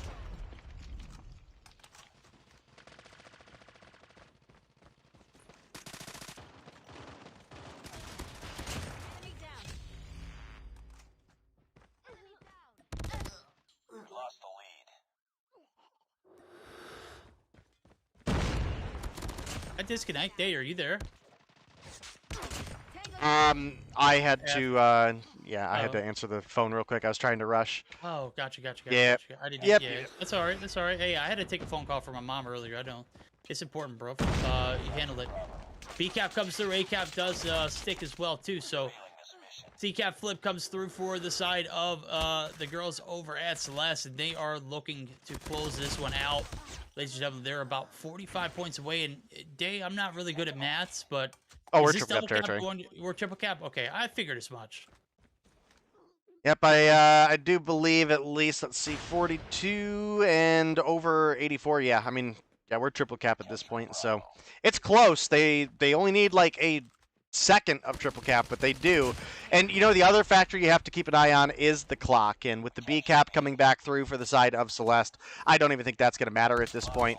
Dog Swine getting taken down by Bianca. Jules, you can catch some of the smoke too. This one is looking like your third place matchup is going to go in favor of Celeste, who go from being your Mobile Mayhem Girls champions to being your third place winner. And that is just not something I would have expected to say this season. Again, they were pretty consistently, you know, if not the number 2 team, they were certainly at least competing with Angels. And, well, next matchup is going to be UD versus the Angels. We're deep in triple cap territory, and even with the triple cap right now, there is not time on the board for the comeback to happen. No, you're absolutely right. You take a look at it later into the night, we get obviously Celeste. They can't cry over spilled milk. They just got to celebrate those small victories, and that's going to be the bronze matchup, the third place series. Certainly nothing to be scuffed about, right? I mean, they've put themselves in good positions to have top 3 finishes for 2 seasons in a row. That's a large ask as it is. This Girl See It is widely ran by, you know, an Angels top-heavy team. You know, last season, I would say it was a fluke. It certainly was earned by Celeste. But they don't get a chance for a rematch, so we'll never know what it could have been for a grand finals. What we will know is they're going to be third place, and I guess they're going to have to be just content with that. Yeah, you don't really have a choice at this point, do we? So it's, well, it's an impressive game 3 from the side of Celeste, but this is just, you know, not where we were really hoping to see them have a good game. You know, we were, you know, really wanting to see that rematch of the grand finals last season, and, well, it doesn't come through, Verdict. And Celeste, congratulations on third place, but man, we expected so much more out of you. I'm glad they at least stepped up the comms for that game 3, and they were, you know, lively and having fun with it. But the reality, the game 1 comms, bro, that was depressing. That was. I mean, I literally, like, I'm just. Yeah, you dipped. Yeah, I dipped. I heard and I was like, wow. I'm out. Depression, bro. Certainly not the best case scenario. And you know, it is what it is. Season comes down to 1 game. You know, being the deciding factor if they go to a best 5 against the Angels or not. And it just didn't go their way. You know, it's very unfortunate, but it is what it is. Nonetheless, we are done and over with the bronze matchup. We're gonna get geared up for some grand finals action, ladies and gentlemen. We have the Angels versus the UD girls, the Undreamed Dinosaurs. or is it the Uranus's or the Undream Girls, or the Uranus's dinosaurs? I had to think twice. I was like, bro, it doesn't sound right. Uranus's dinosaurs just sounds so much better. But then again, I just like to hear Uranus dinosaurs instead of Undream. So I'm jaded, bruv. I can't even Listen, lie to you. in a season where we had the Goofy Goobers and Yo Mama, like Yeah, I was looking for some, I don't know, something that's not there, right? Yeah, I'm right there with you, man. I'm right there with you. And to be fair, Undream is a totally fine name, right? But Yeah. let's be real here. Uranus Not as cool as dinosaurs, Uranus's bro. dinosaurs, Yeah, though, I know, right? Yeah.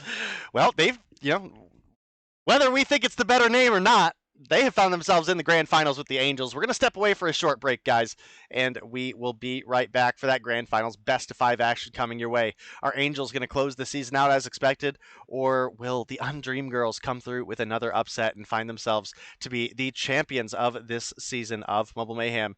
Well, stick around, and we will be right back.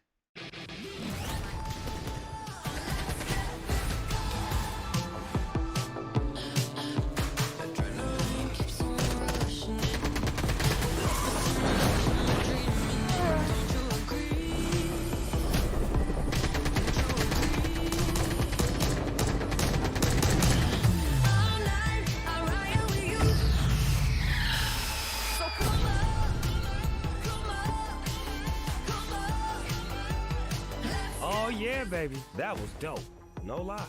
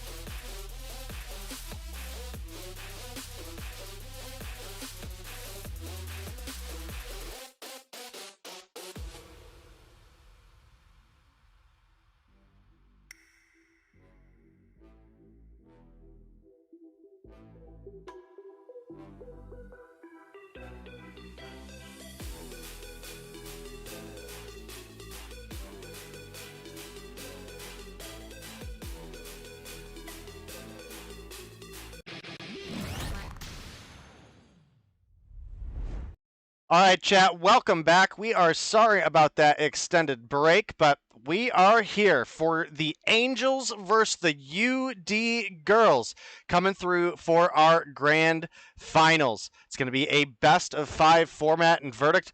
This is certainly not the grand finals I would have expected, but dude, it's the grand finals that we're going to get, and the UD Girls were looking absolutely on fire earlier. Oh, they were indeed. I mean, they beat Celeste without a shadow of a doubt, and that search and destroy was 6-0. It was never close. I don't know what UD had like up their sleeves, but they brought a lot of energy into this grand final stage, and certainly they're going to need a lot more if they want to, contest against some of the best of the best in all of the girls scene. That is certainly the Angels. So they're no, they're no newcomers to being in grand final scenarios. As a matter of fact, I think this team has been like banned from some tournaments because they're so used to winning them. It's kind of been a hard thing to do. Nonetheless, the best of the best thrive here in Mobile Mayhem, and we are certainly going to see the best of the best for this this season's girls finals. Yeah, I mean that is something that of course we have never done here in Mobile Mayhem. We've never barred a team from competition just because they are quote too good. And, I think last season was a big showcase of why on that, right? I mean, Angels didn't win. Celeste came through and won, right? So looking at our best of 5 lineup here, verdict, let's see if the Angels can come through with this one as well and win again. They're not the reigning champions, but they are certainly the fan favorites here today. We've got a raid hardpoint to start things off, a firing range search and destroy for Game 2. We're guaranteed that Game 3. It's going to be looking at the likes of Standoff domination. And if we get to that Game 4, I'm already feeling a little bit rough for the UD girls. Summit hardpoint is one that the Angels are just absolutely disgusting at. And if we get that Game 5, we would be looking at a raid search and destroy. We have bans on Crossfire hardpoint, Crossfire search and destroy, Crossfire domination, as well as Takeoff search and destroy, and then we also have bans on the Type 25 and the Kilo, bro. And you can see it, M13's running rampant here already in this first matchup. Chell's looking for a little bit of ring control, looking to do a little damage along with it. Layla's going to be taken down, Octo's going to be taken down, and here it comes. Pushes in, and that is going to be a nice two-piece there for the side of UD, though. They do find a few players with some nades, but it's not going to make a break here on this point. So 4 players left over there for the side of the Angels, and they are steadily taking the lead. And P1 is certainly their, biggest point so far. All right, well, Aerith coming through with a clean 2-piece in the feed. She's on a 4 combo. Well, Caster Curse gets taken down. Artemisa, are you still rocking that FFR or FRR or FR556? The repeat was in there, and it just. Yikes, man. It's late. It's late. It's been a long day.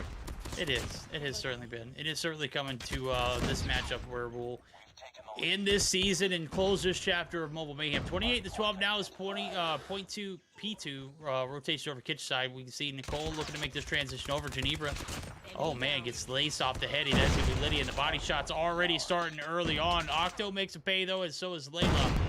And P2 opened up for business. Brix is there, and she's the only Angel in point so far as 4 players looking to make the break on the front side. Make it 3, actually, now as I see it. Certainly not looking doable, is it? Oh, yeah, with Aerith, I guess all is possible, right? Well, this is a matchup that, I would have all season long said, oh, the Angels got this. But again, with the way UD played earlier, I'm still on board with the Angels, but I don't know if they're necessarily going to go undefeated. We'll have to see. Brixta finds a key 3-piece in the feed to help the team hold down this kitchen, and you can see Chels making the rotation over, does find the kill on to Nathy. That's going to leave Artemisa alone, having pushed on up towards Money. She finds one in Nicole, but Lydia slides the corner, takes her down. And not only do the Angels have a good hold on P2, and, here we are. They're looking at P3, and they're actually in a great position to potentially lock this one down. Layla, however, finds the better of Chels with the head glitch there. And she's got a Sparrow on line as well. Right now, top kills for the lobby is tied with Octo, Layla, and Brixta all having 9. Yeah, all 9 apiece, and now P3 opening up 10 seconds in. This is some time that UD needs to, you know, start settling up some points in their favor. They are going to have the initial hold. Multiple kills coming in, but nothing as far as Angels for a break. The FR556, certainly a great beam right there for Artemisa. She does get one, but she drops, and here comes the push in from the gem side. It looks like 3 girls looking to make the break. That's actually AC side, sorry. I was looking at the mini-map. I wasn't necessarily looking at it. And the last 20 seconds, it looks like it's going to be a 1-for-1, or 1v1 rather. Octo one-shot Lydia. Not going to give her any opportunity to stay alive, and that is going to be the last little bit of trickle time going in favor of the Angel girls. What are we thinking now? Is P4 rotations coming through? We jump in with a VC listening for one of these squads. Who you want to roll with? Let's go with UD.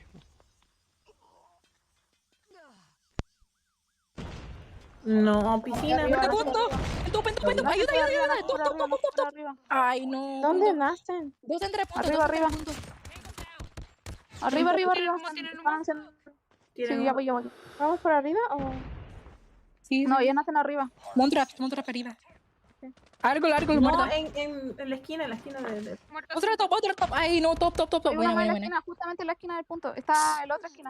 Vamos. Ahora mira. Ay, en el humo.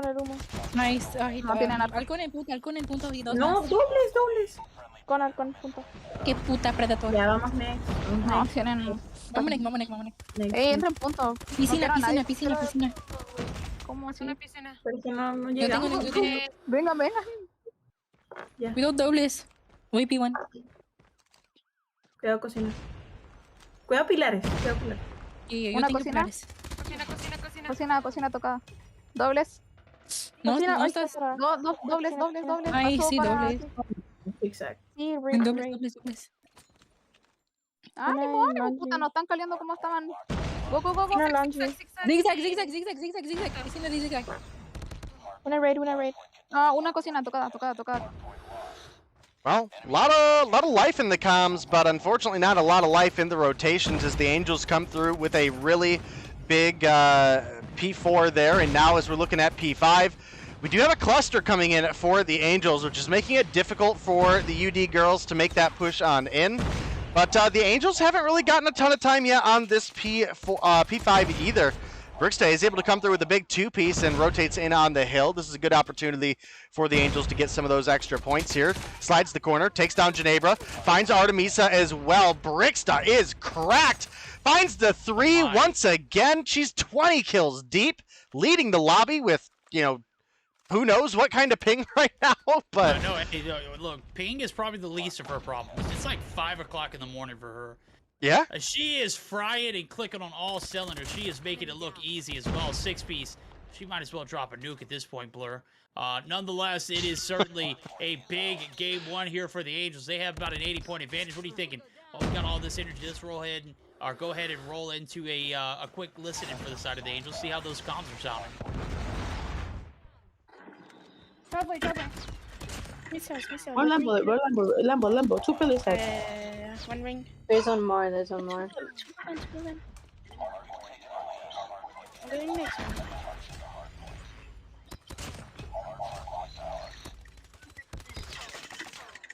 Yeah, one hill, just one. One next. She's dead. I'm a body. One laundry. I'm dead. Laundry's dead. Nice. I'm dead. One I killed someone tree. There's one more though. One wait. Chase. Watch your load. One shot. No. I spawned driveway. Enemies. Target down. One is on kitchen. Another dead. One more. Going, top, tree stairs. One is basket. That's one laundry, bro. Laundry, one tree. I just purified. I have lighting as well. Pilar. Dead. Yeah, watch your laundry. Mid. Hold on. It's one of them. For laundry. They're coming laundry. One dead. One more. Laundry. One shot. Nice. One in. Nice. Good kill. I have Push up, 11. push up mid now. Mid sucks. Mid stairs. Go new. Bristles.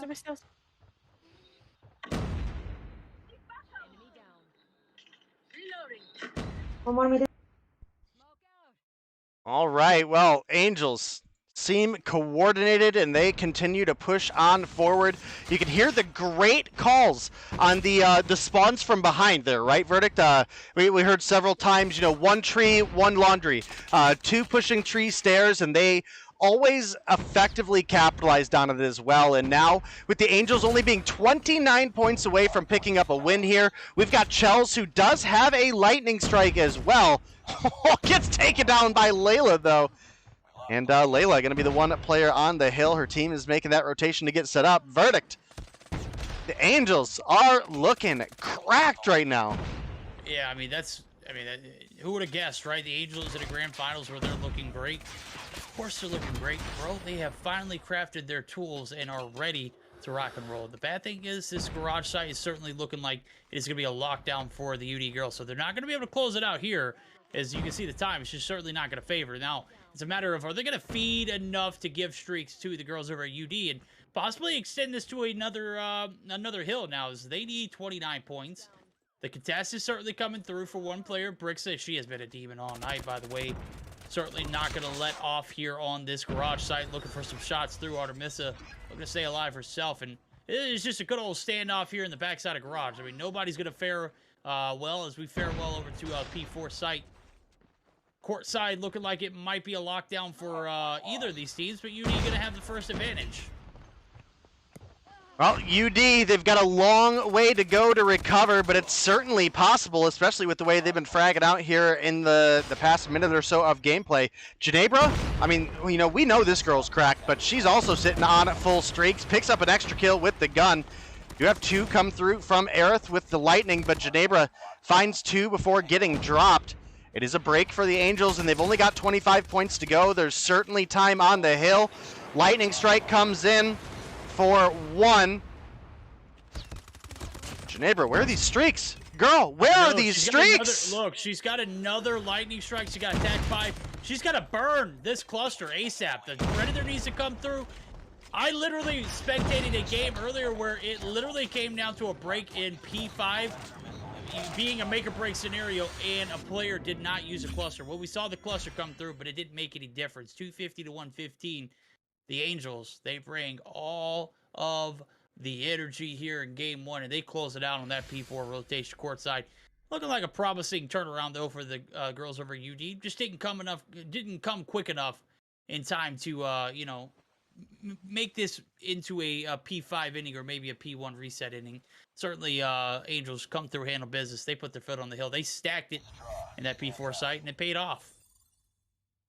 All right, well, Ginebra girl, you were cracked. Came through nearly top fragging for the lobby on the drastically losing side. I mean, a 250 to a 115 is not a close matchup, and she was only 3 kills behind Chels and only 2 kills behind Lydia. But girl, where were the score streaks for the team there at the end? I mean, you had them all lined up, and, you know, sure, they might be more effective on a P5, but you got to make it to that P5 first, right, Verdict? And unfortunately, that's not the case, and game ends with 3 streaks available for the UD girls, and, well, you hate to see it. Hate to see it, but it is what it is. You know, you start your turn around a little too late.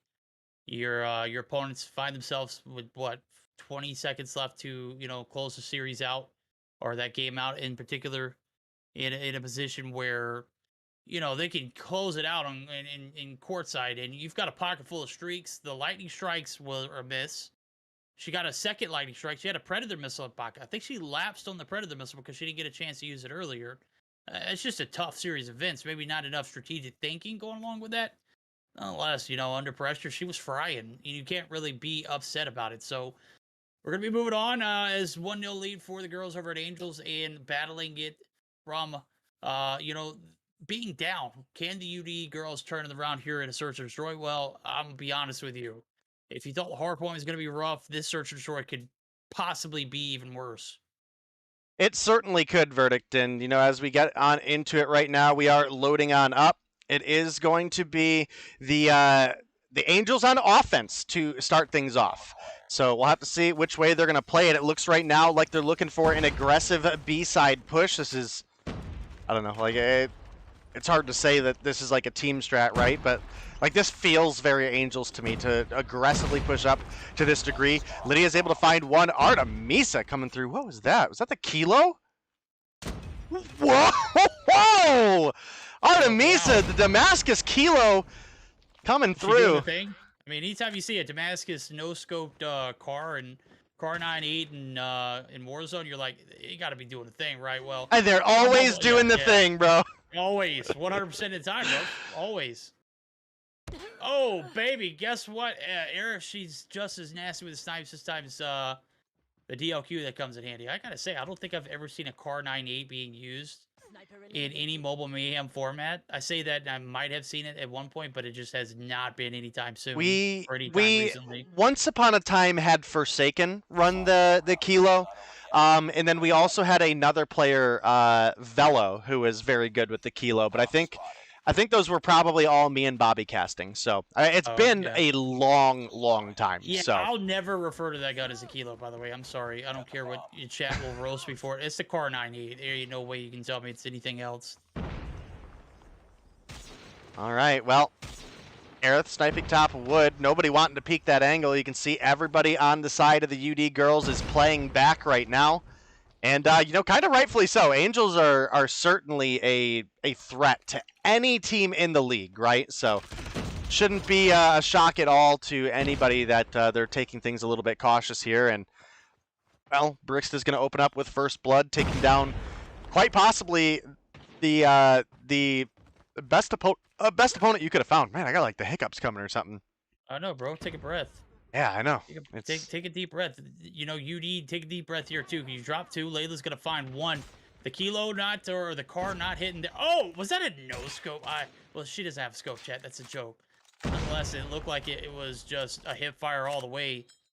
Maybe a spectator client glitch, but man, Genebra might have been the top frag in the hardpoint. It is certainly not the case here in the Search of Destroy. She has found, you know, her fate early on in both rounds so far, 0-2 off the rip, and Artemisa doing her thing with the Car 9. Certainly a beast of a shot from it. Now, as we can see, B-side push may not be the play, and I think the Angels are going to offer maybe an A-side rotation. Brixta going to catch one off guard. Layla, oh, get back into cover.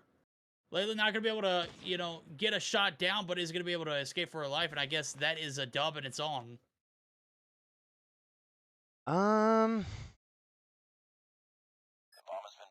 You know, this is kind of something I just had to think about, right? So obviously we've got a Car 98 from Modern Warfare 2019. We've got one in Vanguard. Yeah. I don't actually know that the Kilo matches either of those guns. No, it doesn't. The reload alone, right? The top load? Yeah. I mean, there's no option for you to rechamber bullets like that in any other gun that's a car related. I guess the Kilo would be a better option because it doesn't, you know, fit the description for a Car 9. But it is a Car 9, right? It seems very close. I don't know, man. That's weird. That's weird. I just happened to catch her reloading, and I was like, huh, she's top loading it. Yeah. Usually it's like a rechamber on the side, right? 1 by 1. It's disgusting. I hate it. It's still my favorite gun, though. Well, do have Nicole pushing on up towards mid-10. Might get a rotation behind Octo here. Picks up one. Don't know if she necessarily knew Genebra was up top, but she could be getting rid of the rotate right over on into Nathy. We do have the bomb plant coming through on A 2-player advantage in favor of the girls over on the Angels. Well, make that a 3v3 as Artemisa comes through with one. Genebra finds another. The bomb plant is in. 30 seconds on the clock. Brixta with a rotation from behind is going to find a free one onto Genebra. MX9 in hand. Not something you see a ton of, but certainly still a strong weapon. Oh, Chels finds one. Is looking for two, but Artemisa. Yo, this girl's kind of nuts with the Kilo, bro. Yo, how are you not spectating her point of view? Like I have been. She is a freak. She is a beast. She's a dog. She's a problem. Problem is she's not going to have enough time to defuse this bomb, and I think she is just going to go ahead and commit to it. I ain't even mad at it, Brixa. It was close. I mean, it was only a quarter second or something. No, it wouldn't. It was not close at all. Well, I It mean, was like from a second and a half, actually, a little off. I don't think it was that far. To be honest with you here, but I don't. Look, Looking at my reaction time is not that bad. Okay, it was like a second to a second and a half off. It was literally 3 seconds left on the clock when she got back over there. All right, chat. Someone clip it. Let's look at the progress on the bar before that bomb exploded. It was certainly less than a second left, but Well, I don't know. Maybe I'm old. Is it close or is it not? Does that matter? She didn't get it. She tried though. That's all I'm saying is you got to give her credit for trying after the clutch up there. Aerith does come through with 2. That does give us a 4 versus 2 advantage as the Angels might be looking to come through with the 4-round lead here. Well, that's if Artemisa has nothing to say about it, but so far she's had everything to say. This girl's rocking an iron sight kilo, possibly a weird modification of a car 9.8. But she's got 8 on board. This is not small numbers. I mean, Lydia has 7. Artemisa is top fragging with a kilo, bro. Like, what the heck? Yeah, she's putting on a bit of a clinic here. She's got more kills than all of her teammates combined. As a matter of fact, it's not even close. Like, she's literally 3 kills away from everyone in the whole lobby for her team. On the flip side of things, she's top fragging over Lydia, who just picked up her 8th. Now, I will say the KD is probably slightly better for Lydia, but she's also sweating with a DLQ. So, you know, when you're able to top frag with the non-meta, you're very familiar with that, right? I love it. Certainly, yeah. Well, I mean, you wouldn't know about top frag, but definitely not bottom fragging though, right? Yes, yeah. Yeah. I don't bottom frag with the crossbow. Yeah, that's right. That's right. You son of a gun. Listen, that crossbow is just too much fun to use. And you want me to be honest, that's probably what's kept me playing Warzone as long as it has. I just love the crossbow, bro. Well, you also retired from Warzone, so... I didn't... You keep saying retire, but I told you I just needed to take a little bit of a break and get into I had a talk with Tech, and I was like, dude, whatever this guy's got to do to get his head on straight, let him do it. If it means playing Final Fantasy throughout the day for 8 hours, bro, have yourself a ball. I only streamed for 5 hours, thank you. Look, we're taking L's, okay? Layla and Nathy, last 2 alive. Is it a 5-0 in favor of the girls over at Angels, or is it going to be a 4-1 before we flip sides? Well, statistics show the top frag's down. These 2 only have 3 kills combined against them. I guess they have a little bit of an odd, right? Well, they certainly have an opportunity. An odd. Just 1, not all. Just 1. Nathy is making potentially a rotation down, but it looks like they're both funneling towards mid now, or at least checking the angle.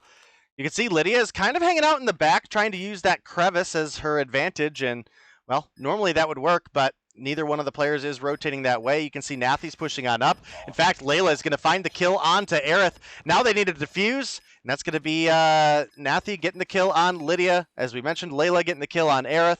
And finally, we see a round come through for the side of UD girls. And, well, there's time on the clock for them to do it this time, too. Last time around. Plenty of time. Yeah. Well, it's 4-1 lead. Yeah, I mean, it's not a 6-0, right? It's not a 6-0. You are not incorrect. You're not incorrect. I am not indeed. So, Verdict not taking all the L's in the world here is, I kind of took an L there. I said they didn't have a shot. I said 1 odd. That's it. Not odds, plural, just 1 odd. And it was an odd round that they took. They got 1 in their favor, and that's an odd enough number for them to maintain. So, it looks like that's where it's going to just end right here as the griefing just continues to come. And it is going to be the Angels just absolutely violating. Nathy does find 1.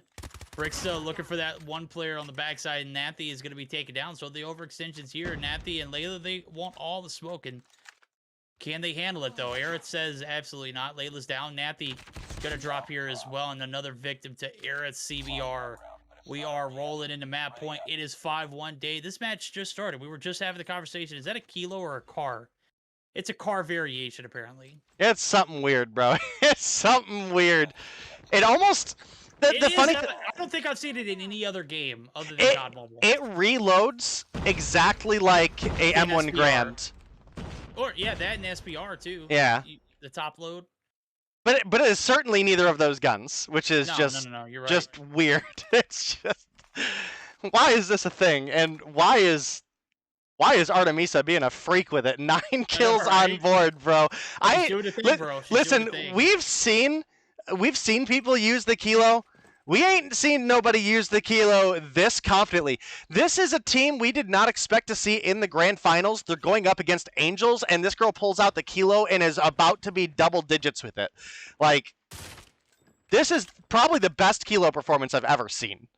Oh, hands down. They're literally stuck in their spawn now. As Trophy System's going to give a little bit of a hit marker out and an indication of where they're throwing the nades from. There's certainly one player here to deal with, Aerith, and she is certainly playing the edge of this wall with her life. She's sounding off, giving info to the squad. Brixa gets insta-thirsted. Octo going to be able to find that first blood, and the wall bang does hit. We got a good old 4v5 now. The Angels, can you close it out here in this round? Well, they're going to have to stop this A momentum. As you can see, the UD girls are looking to make a little bit of a push. A-long style. Can they make... Oh, nade, get away! Get through the chopper! Lydia finds one. If it's not with the nade, it's with the sniper, and certainly either or is lethal. Aerith finds another, and that's 2. UD still stuck on trying to get this bomb planted down. As you can see, Octo does find one in the back, and we got a good old-fashioned 3v3. Will UD prevail? Shells says hell no. Octo drops. Aerith finds the last kill, and ladies and gentlemen, we are in a 2-0 fashion. Looking for that game 3 for the side of Angels. Well, they could certainly find it here in this next domination game. Yeah, they certainly could, and the Angels, again, I think they were the probably the fan favorites all season long. I wouldn't call Celeste winning last season a fluke, but there were certainly underlying factors, right? We had 2 of the girls from Angels that were really struggling with the health, fighting off COVID. That's certainly a factor, but again, Celeste just played well. I mean, whether the Angels were fully there or not, you can't take that credit away from Celeste. But the Angels, they're back. They're here in full force, and man, they are coming through. They've got that thing set to rage mode, isn't that what it is? Rage mode. Not casual, not discreet, just not rage. Legit, semi-legit. Yeah, that. Rage. Yeah. Yeah. All right, well, 9 kills come through for Lydia, 9 for Aerith, 7 for Brixton, and then 4 apiece for Chels and Nicole. You look over at the opposition, and Artemisa, again, girl, absolutely cracked with that kilo, came through with 9 kills to tie up for top frag.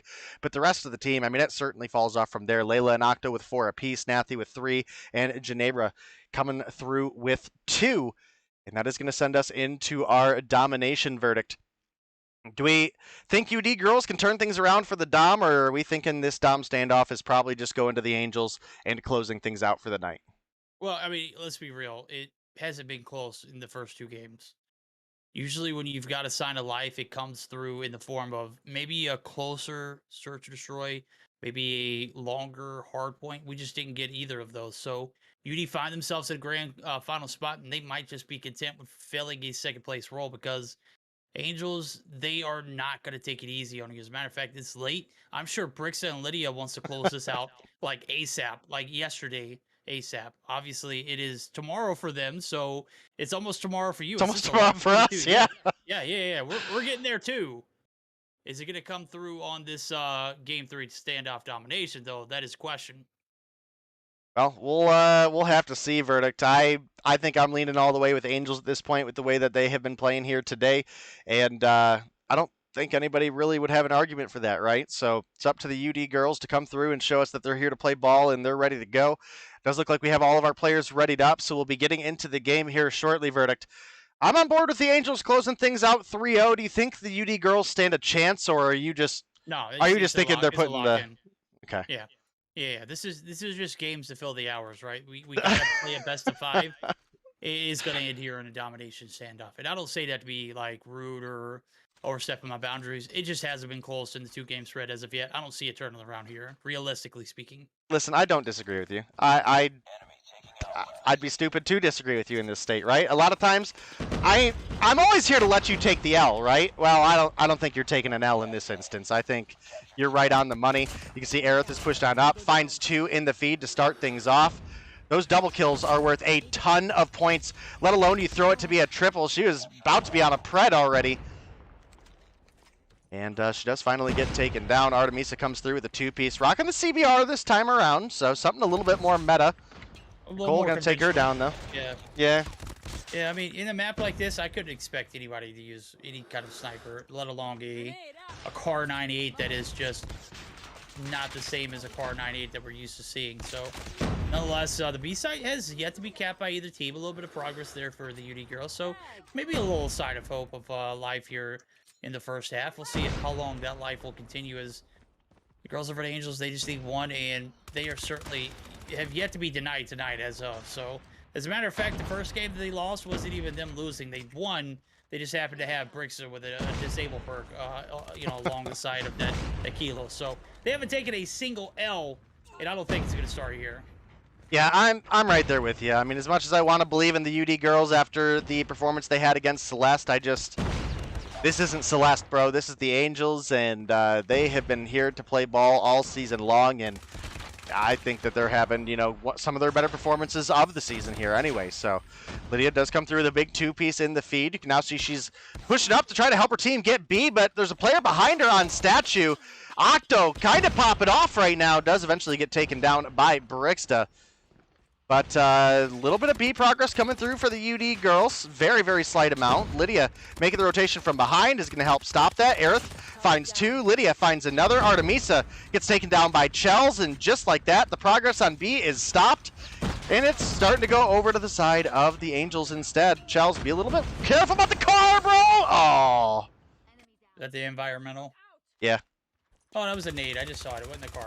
But the car blew up from a nade hit, so it counts it as a nade. But it is a, that was certainly an environmental kill coming through. Yeah, it used to show the car explode, and that'd be the reason why they die. It does if it gets shot, but if it blows up from a grenade, it shows the grenade. Oh.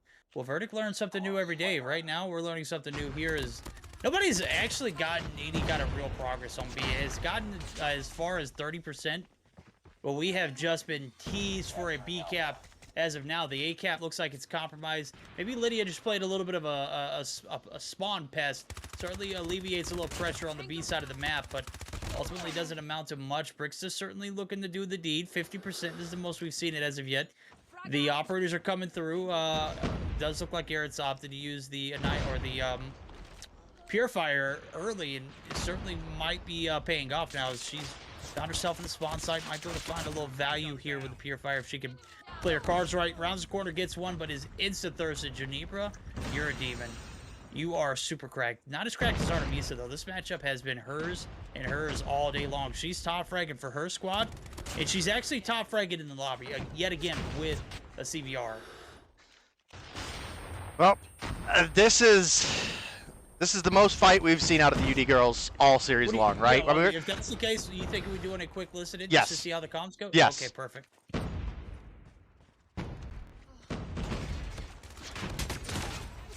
Arriba, mercado, Patio, está escondido, Hay 2 en 6, 2 en 6.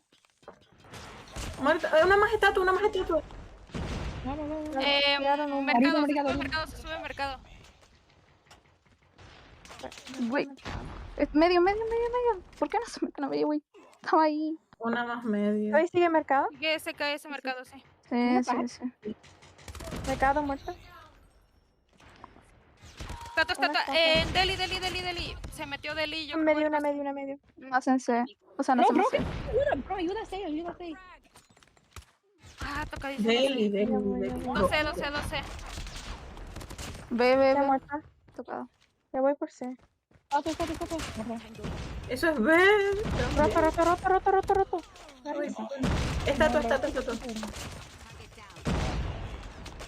Estatua. Hay 3 estatuas. En patio. Barry. Voy contigo, voy contigo. ¿Quién está? Sí. Deli. Una. Deli. Ay.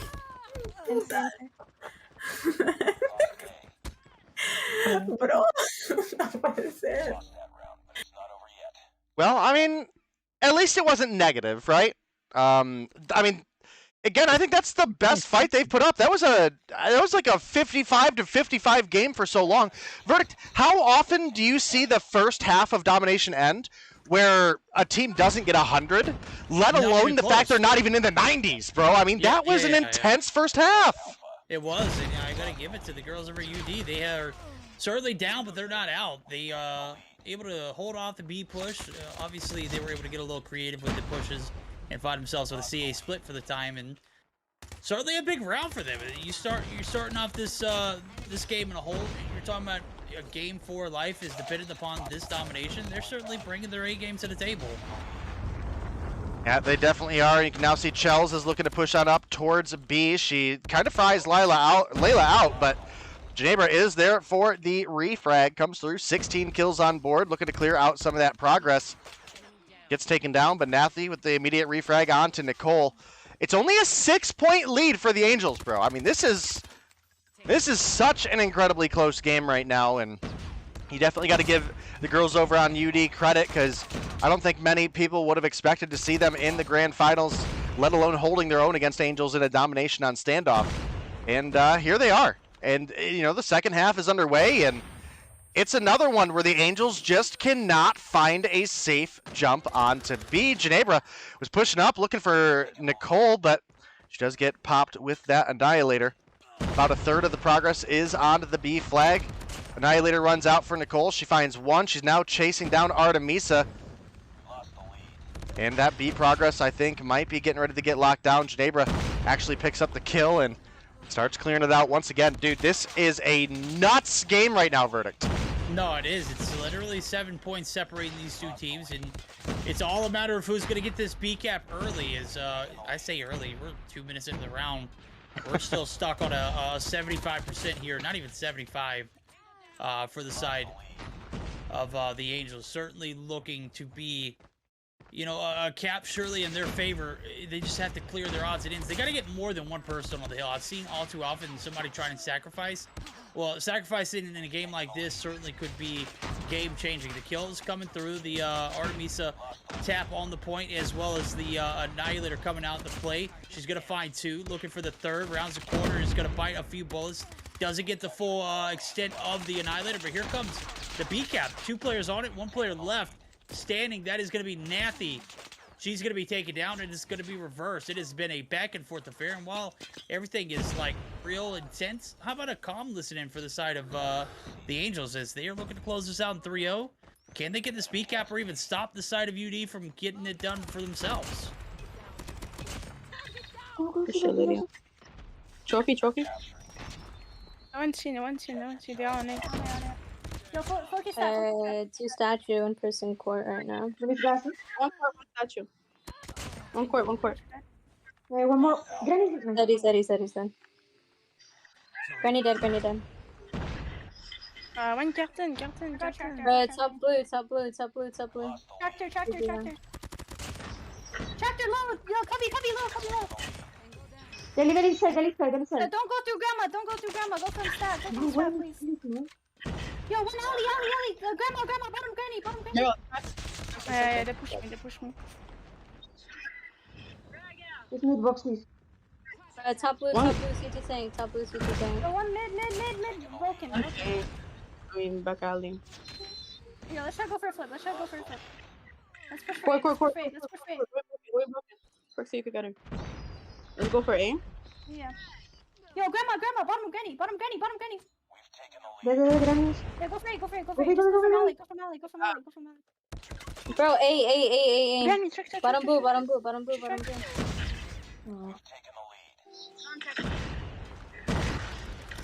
Oh, one in deli, 1 statue. Yo, we're getting 2 deaths. One person is boxes. Yeah.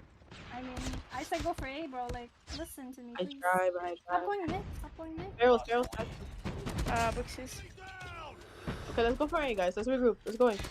Oh, they went off time anyways. All right, little bit of frustration there at the end for the Angels, trying to get that communication to try to get the flip to A, and you can now see it is once again only 1 player making it through. That was Nicole, and well, she immediately gets taken down on that hill as well. Does look like the girls over at UD have made the comeback happen, Verdict, and there's only 3 seconds left. That is going to be a win for the UD girls, but might actually have a message from the admins. You see that? Unfortunate. I think we may have seen a player from UD kind of in a DQ kind of scenario, this is tough. Yeah, I mean, I see the call out that I saw it when the call out came. That we had a player that was using Skulker Quick Fix. And I did check. They did switch off, but obviously, what's done is done, right? So as soon as we just get full-on confirmation from the admins, we'll let you guys know if we're going on to a game 4 or if that's going to be a 3-0 for the Angels.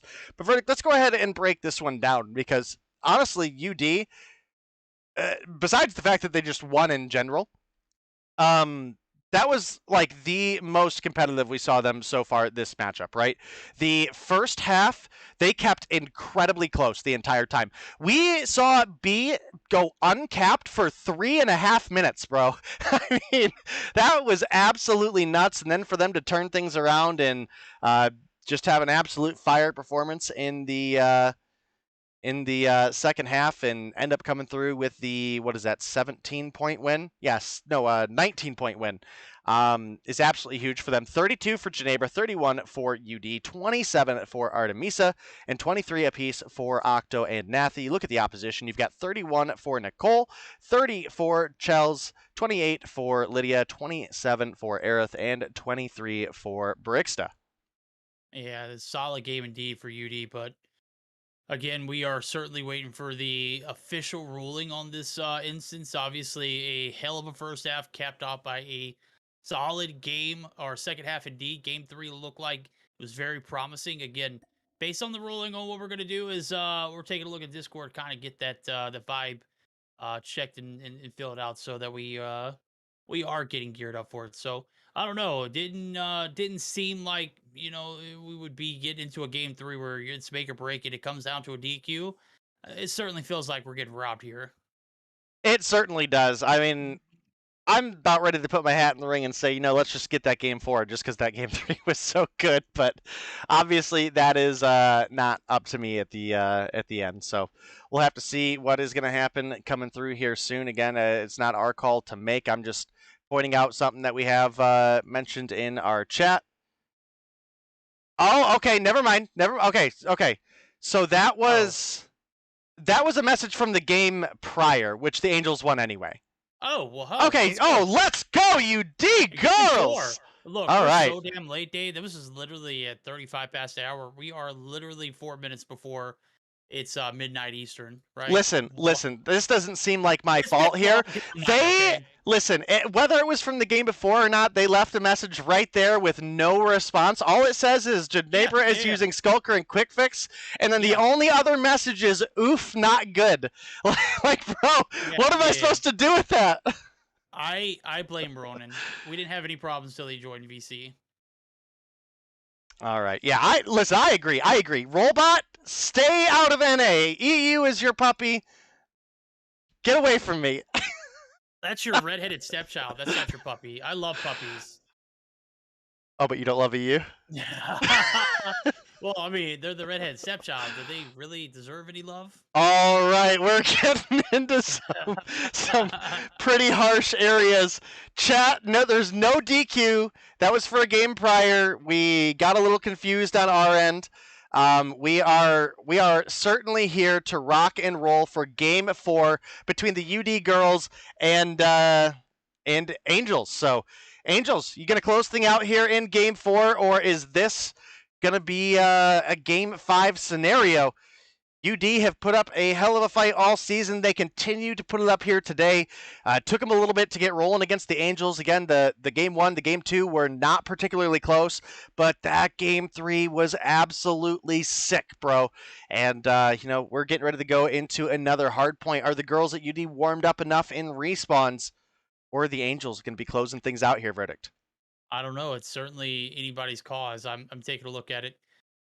We did have, it's kind of late and admins may not be aware as of yet, but we are looking to get the room transferred back over to our possession. It does look like we are going to see one bounce out for us. So again, it's getting late. We're here for it though, as game 4 bound. As I was taking a look at the the spread. We are looking at a Summit hardpoint. I think you mentioned this to be one of the best maps for the girls over at the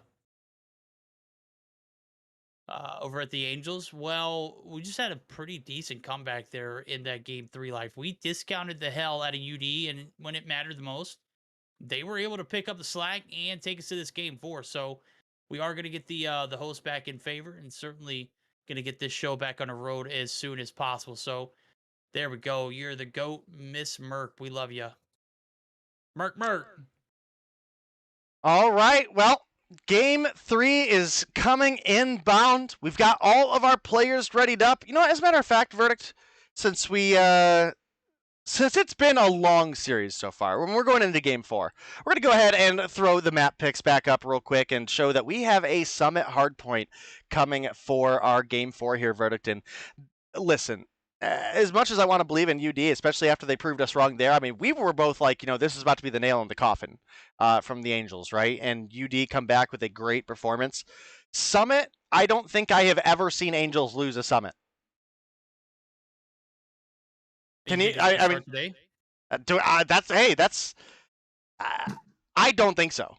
You know, again, I was wrong about the standoff dom. That's all fine and dandy. UD, you came and proved your business. You know, I have never in any of the tournaments I've cast can I remember seeing the Angels lose a Summit. I just I don't know. At least not for respawn. Summit hard. I also did not give UD girls a shot in hell to win that domination in. Bro, we'll take L's together all day. Yeah. Hell didn't make it to the top 4 this season. Very unfortunate. Obviously, we were under the impression that the top 6 teams moved on. Well, we were wrong. It was 4 teams that moved on, and we gave all that false hope and Hell's opportunity. Well, Hell has left the stage. To be fair, I think it was top 6, and I think it changed because we had obviously teams drop out.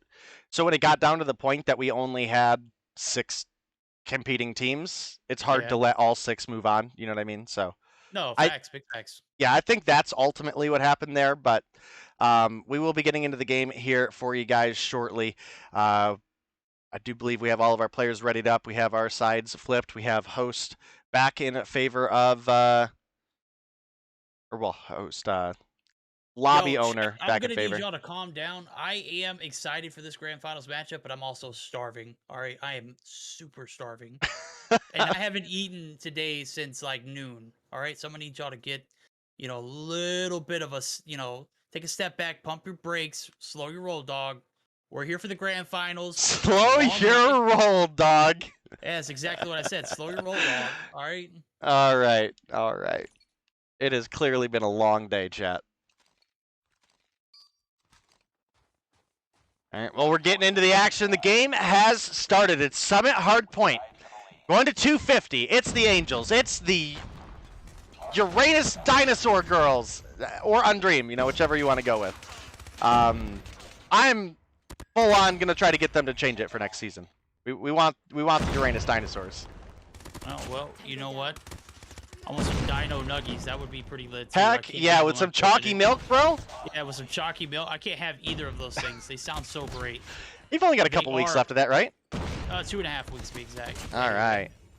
Actually, technically 15 days after today. All right, well, Lydia finds a kill on Artemisa, gets her feet on the hill, but it's Nathy there getting the objective time for the UD girls to take themselves a lead here on the P1, but you see the Angels are starting to drop in. Chels, you can catch the smoke too. Nathy's on a 6 right now, Verdict. She's got a Pred missile. I can't believe she don't have a lightning strike. Oh, well, man, she ain't going to get one either. This night it gets is certainly, the odds of the side of Angels closing it out to be slimmer because you got 2 players who respectively are EU, and it is late as hell. You think I sound tired? I guarantee you these girls are also tired as all get out. Certainly a big P1 there to start things off, and UD, they are bringing all the energy here into this P1 rotation. 27-11 as we see 12 seconds into the point here on this rotation. UD looking better than ever, man. You said it earlier. You haven't seen the girls over at Angels lose a single Summit map. I think today is the time we start to see some of those things change, right? Hey, it could be. It could be underway. We only have about 20 points separating these teams right now, and it does look like Angels do make the rebreak on P2, but the UD girls are just going to go ahead and give them that time, and they want that P3. You know, they want that money hill, and you can see they're getting set up for it. We do have... I feel like this is a pretty early TAC 5 call for Ginebra, but maybe it'll work out for them. They do pick up 2 kills there. Aerith peeking in front.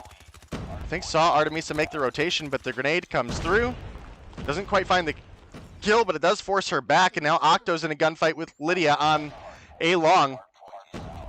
Angels get the rebreak in, and this is kind of a dangerous position to be in. You have the spawns, but if you do give up the hill, it can actually be very easy to get spawn trapped on the favorable side, but it looks like they've actually lost the spawns as well. You can now see Octo does come through, makes a 2-kill rotation from behind before getting taken down by Nicole, and the Angels find themselves 30 points in the lead. Yeah, they do indeed. Now P3 has been a saving grace and certainly a bit of a break for the girls over at Angels. We're talking about maybe them seeing a first L that we've been able to spectate on this map. Well, I don't know if it's going to come here, bro. You can see it, the lockdown, the retake. Even with the spawns, UD not able to get the transition that they need to get the break. So 50-point deficit and counting now as we see P4 rotation bound. 5 players already ready to rock and roll here for UD. 4 girls making the rotations long through the bottom control and top side. Layla does find one, but Nicole's streaking, and that's a problem. Here it comes, the lightning strike. Gonna be massive. Gonna find 2. Doesn't get the 3rd, but the damage is done. The spawns are compromised. And here comes the Angels here for this P4 break. Hardpoint locked down. Hardpoint contested. Hostiles have the hardpoint. Hardpoint taking ours.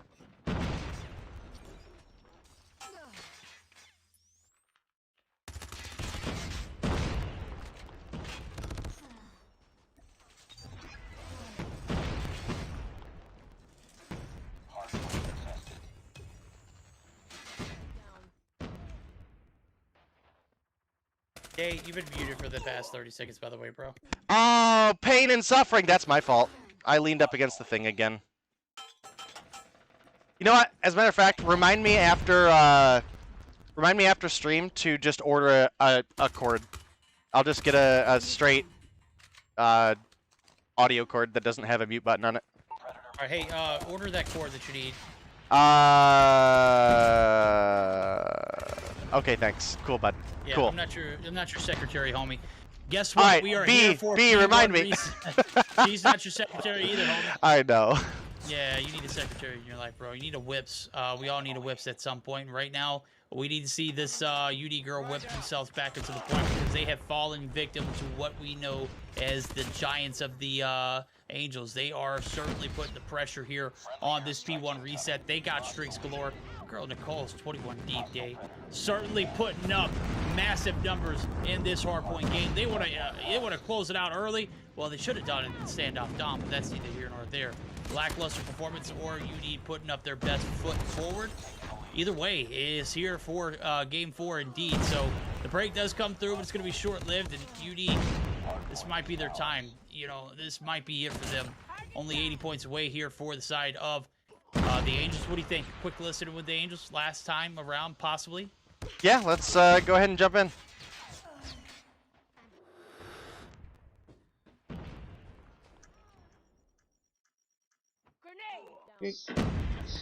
Bottom.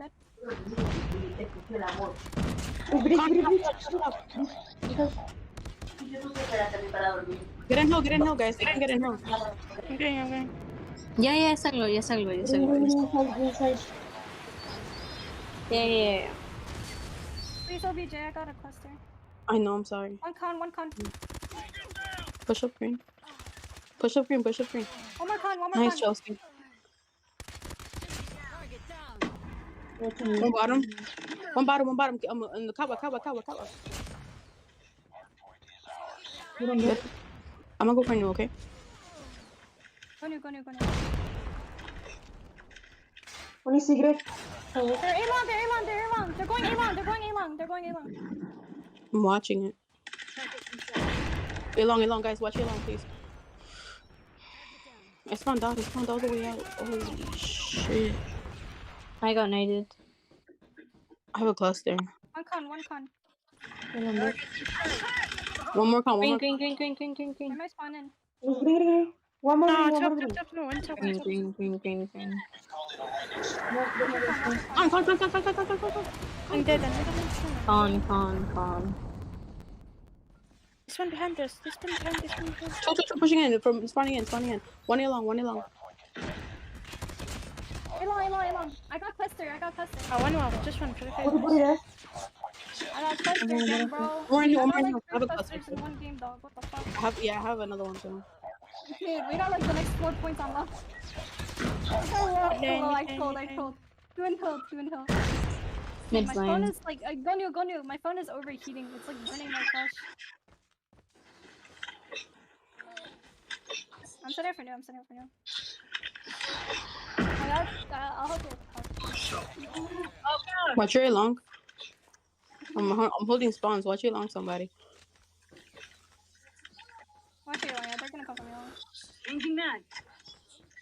Yeah, one coming. No, she's coming mid. Three C down. All right, 19 points to go for the side of the Angels. And verdict, it's looking like we might have a, well, obviously we're going to have a new champion, but looking like the Angels may retake that title. They're going to do it right here, right now. Only 4 points to go. There's 35 seconds on the hill. We do have a break by the side of the UD girls, but with all the streaks that the side of the Angels have, I mean, how long can we really expect them to get the hold here? Nathy finds one. Nathy finds two before getting taken down by Shells. And we might actually see a P1 here. This has been a big hold for the side of the UD girls. Pred comes in, takes down Brixta. And, man, looking at the kills on the scoreboard, I mean, there's not a giant advantage for the Angels right now. No, you're absolutely right. The thing is, you know, the UD girls kind of find themselves at a pit of disaster right now. Only 4 points needed. A small map like Summit, it is only a matter of moments before they do close out this game. As you can see, if they get the break here, nobody inside to contest, ladies and gentlemen. Your 2022 Spring Mobile Mayhem Girls Champions. Give them the crown, Day. It is none other than the Angels. All right, well, the UD girls put up one hell of a fight through this series, verdict, but the Angels end up coming through with the 3-1 victory. Again, I think they were probably the fan favorites to win here today anyway, and sure enough, that does seem to be the case. And, you know, it did sound like we may have the Angels making a run for potentially a main series Mobile Mayhem 2. I haven't looked at the signups or anything, but I certainly would be on the lookout for that. They're the reigning champions, and certainly I've made the comment before, verdict, and I will absolutely stand by it through thick and thin right here. I think the Angels are better than, you know, the lower half of the teams that make it into yes. Period. Oh, better than Storm, and better than Devious. I will never vote for a Chigs team over an Aerith team. Let's be real here. I mean, with a Blur coaching them, I might. Well, Blur's not really coaching. He's just there to hang out. Oh. Well, I mean, don't nobody want a budget tech around to hang out. Get the real tech. Come on. Kind of toxic. That is kind of toxic. We all I love it though. Tech isn't gonna do that. He's too busy carrying me in Warzone, bro. Come on. All right. Well, the Angels do come through with the win. I think we might actually even have a new graphic for you guys. Maybe a sneak peek. I think. Let's see if I can get that from. A sneak peek at what? Some new graphics, some new Mayhem graphics. Are we gonna sneak peek that, or are we gonna wait for next season? That's not a sneak peek. That's the same stuff. That all right. Yeah. All right. Well, no sneak peek. Yeah, we were supposed to get one. We were supposed to get one. We're not supposed to get a sneak peek. That's right. We got new graphics in. We're gonna hold them off for the new season. All right. Well, when the rebrand comes through, Verdict will be the first one to display it in EU, where no one will be watching because It's not a large audience. Because nobody's going to show up anyway. Yeah, exactly, right?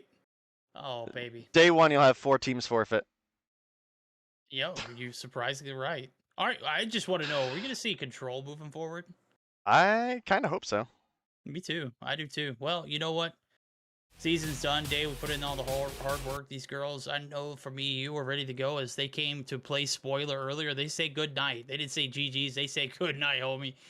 It is good morning to you all. If you're stating correct, I think it's like 4 or 5 a.m. It's late as hell. Obviously, it's late here too. And yeah, congratulations to the girls over at Angels, and to the unsuspecting second place victors. UD, you showed a ton of improvement. You actually put a smackdown on Celeste so bad that they damn near choked the third place match.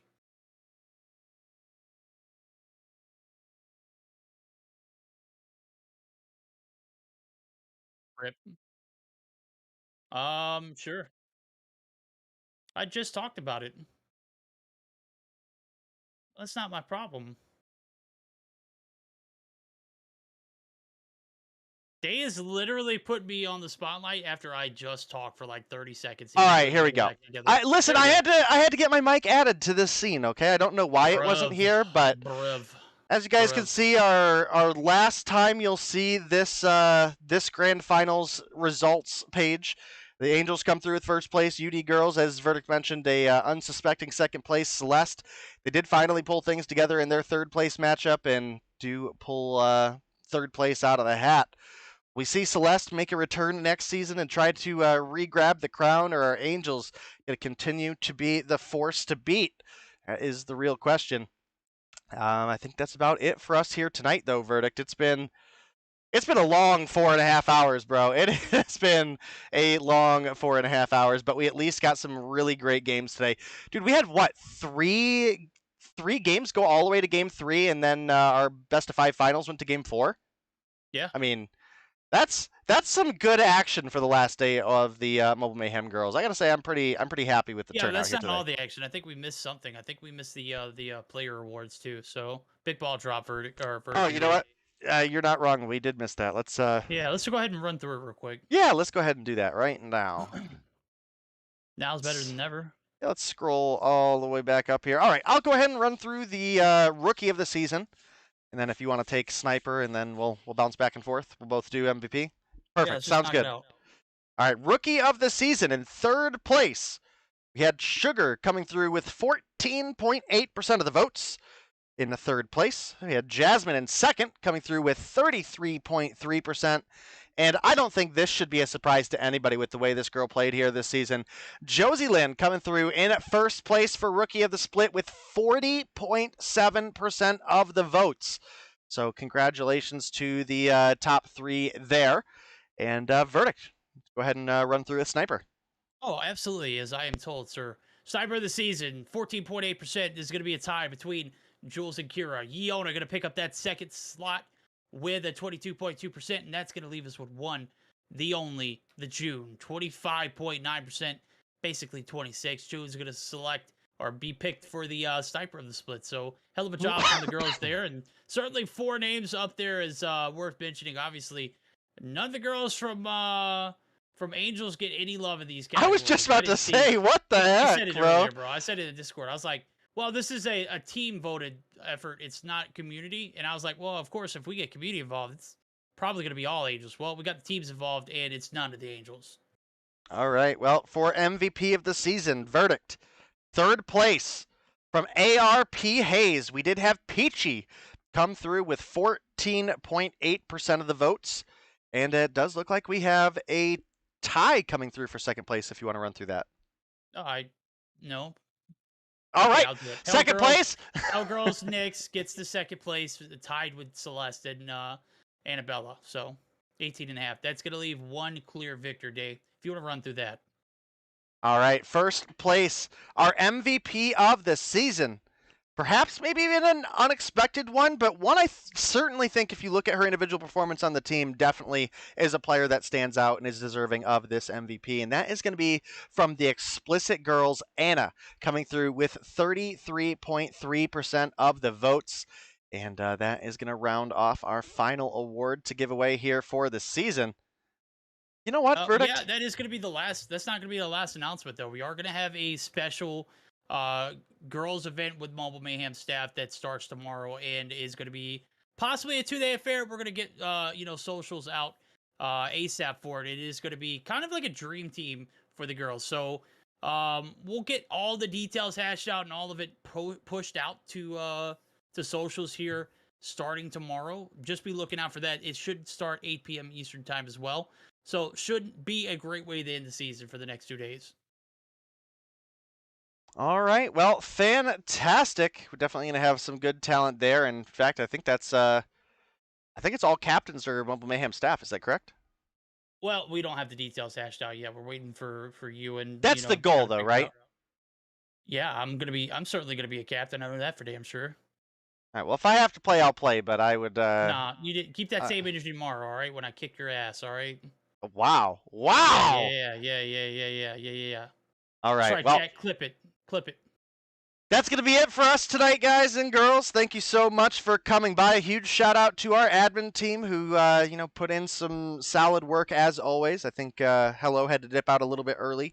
She's obviously a little bit younger and had to get some sleep for school tomorrow. Understandable, but, Hello, we appreciate you very much. Of course, got to give a shout out to the likes of B, Miss Merck, and Nims as well. Ronan, GTFO, bud. Yeah, this is NA. This is not EU. Stop coming around here. I'm just kidding. Of course, a big shout out to you as well, Verdict, for coming through and co-casting all season with me. A big shout out to all the teams coming through and putting on a great performance for you guys. And of course, the biggest shout out goes out to chat. You guys coming by and showing your support is what allows us to continue doing this. And we're going to start gearing up for a raid. We have a quick message from COD Mobile on the way out. Verdict, you got anything to say? Verdict has left the building. All right, chat. Thank you, everybody. We got a quick message from COD Mobile, and I will see you guys next time.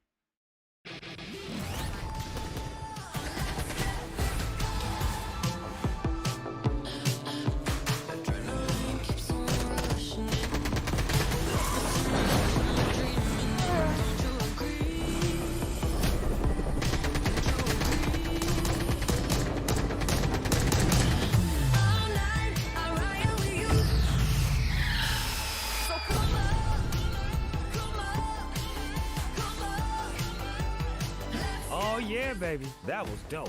No lie.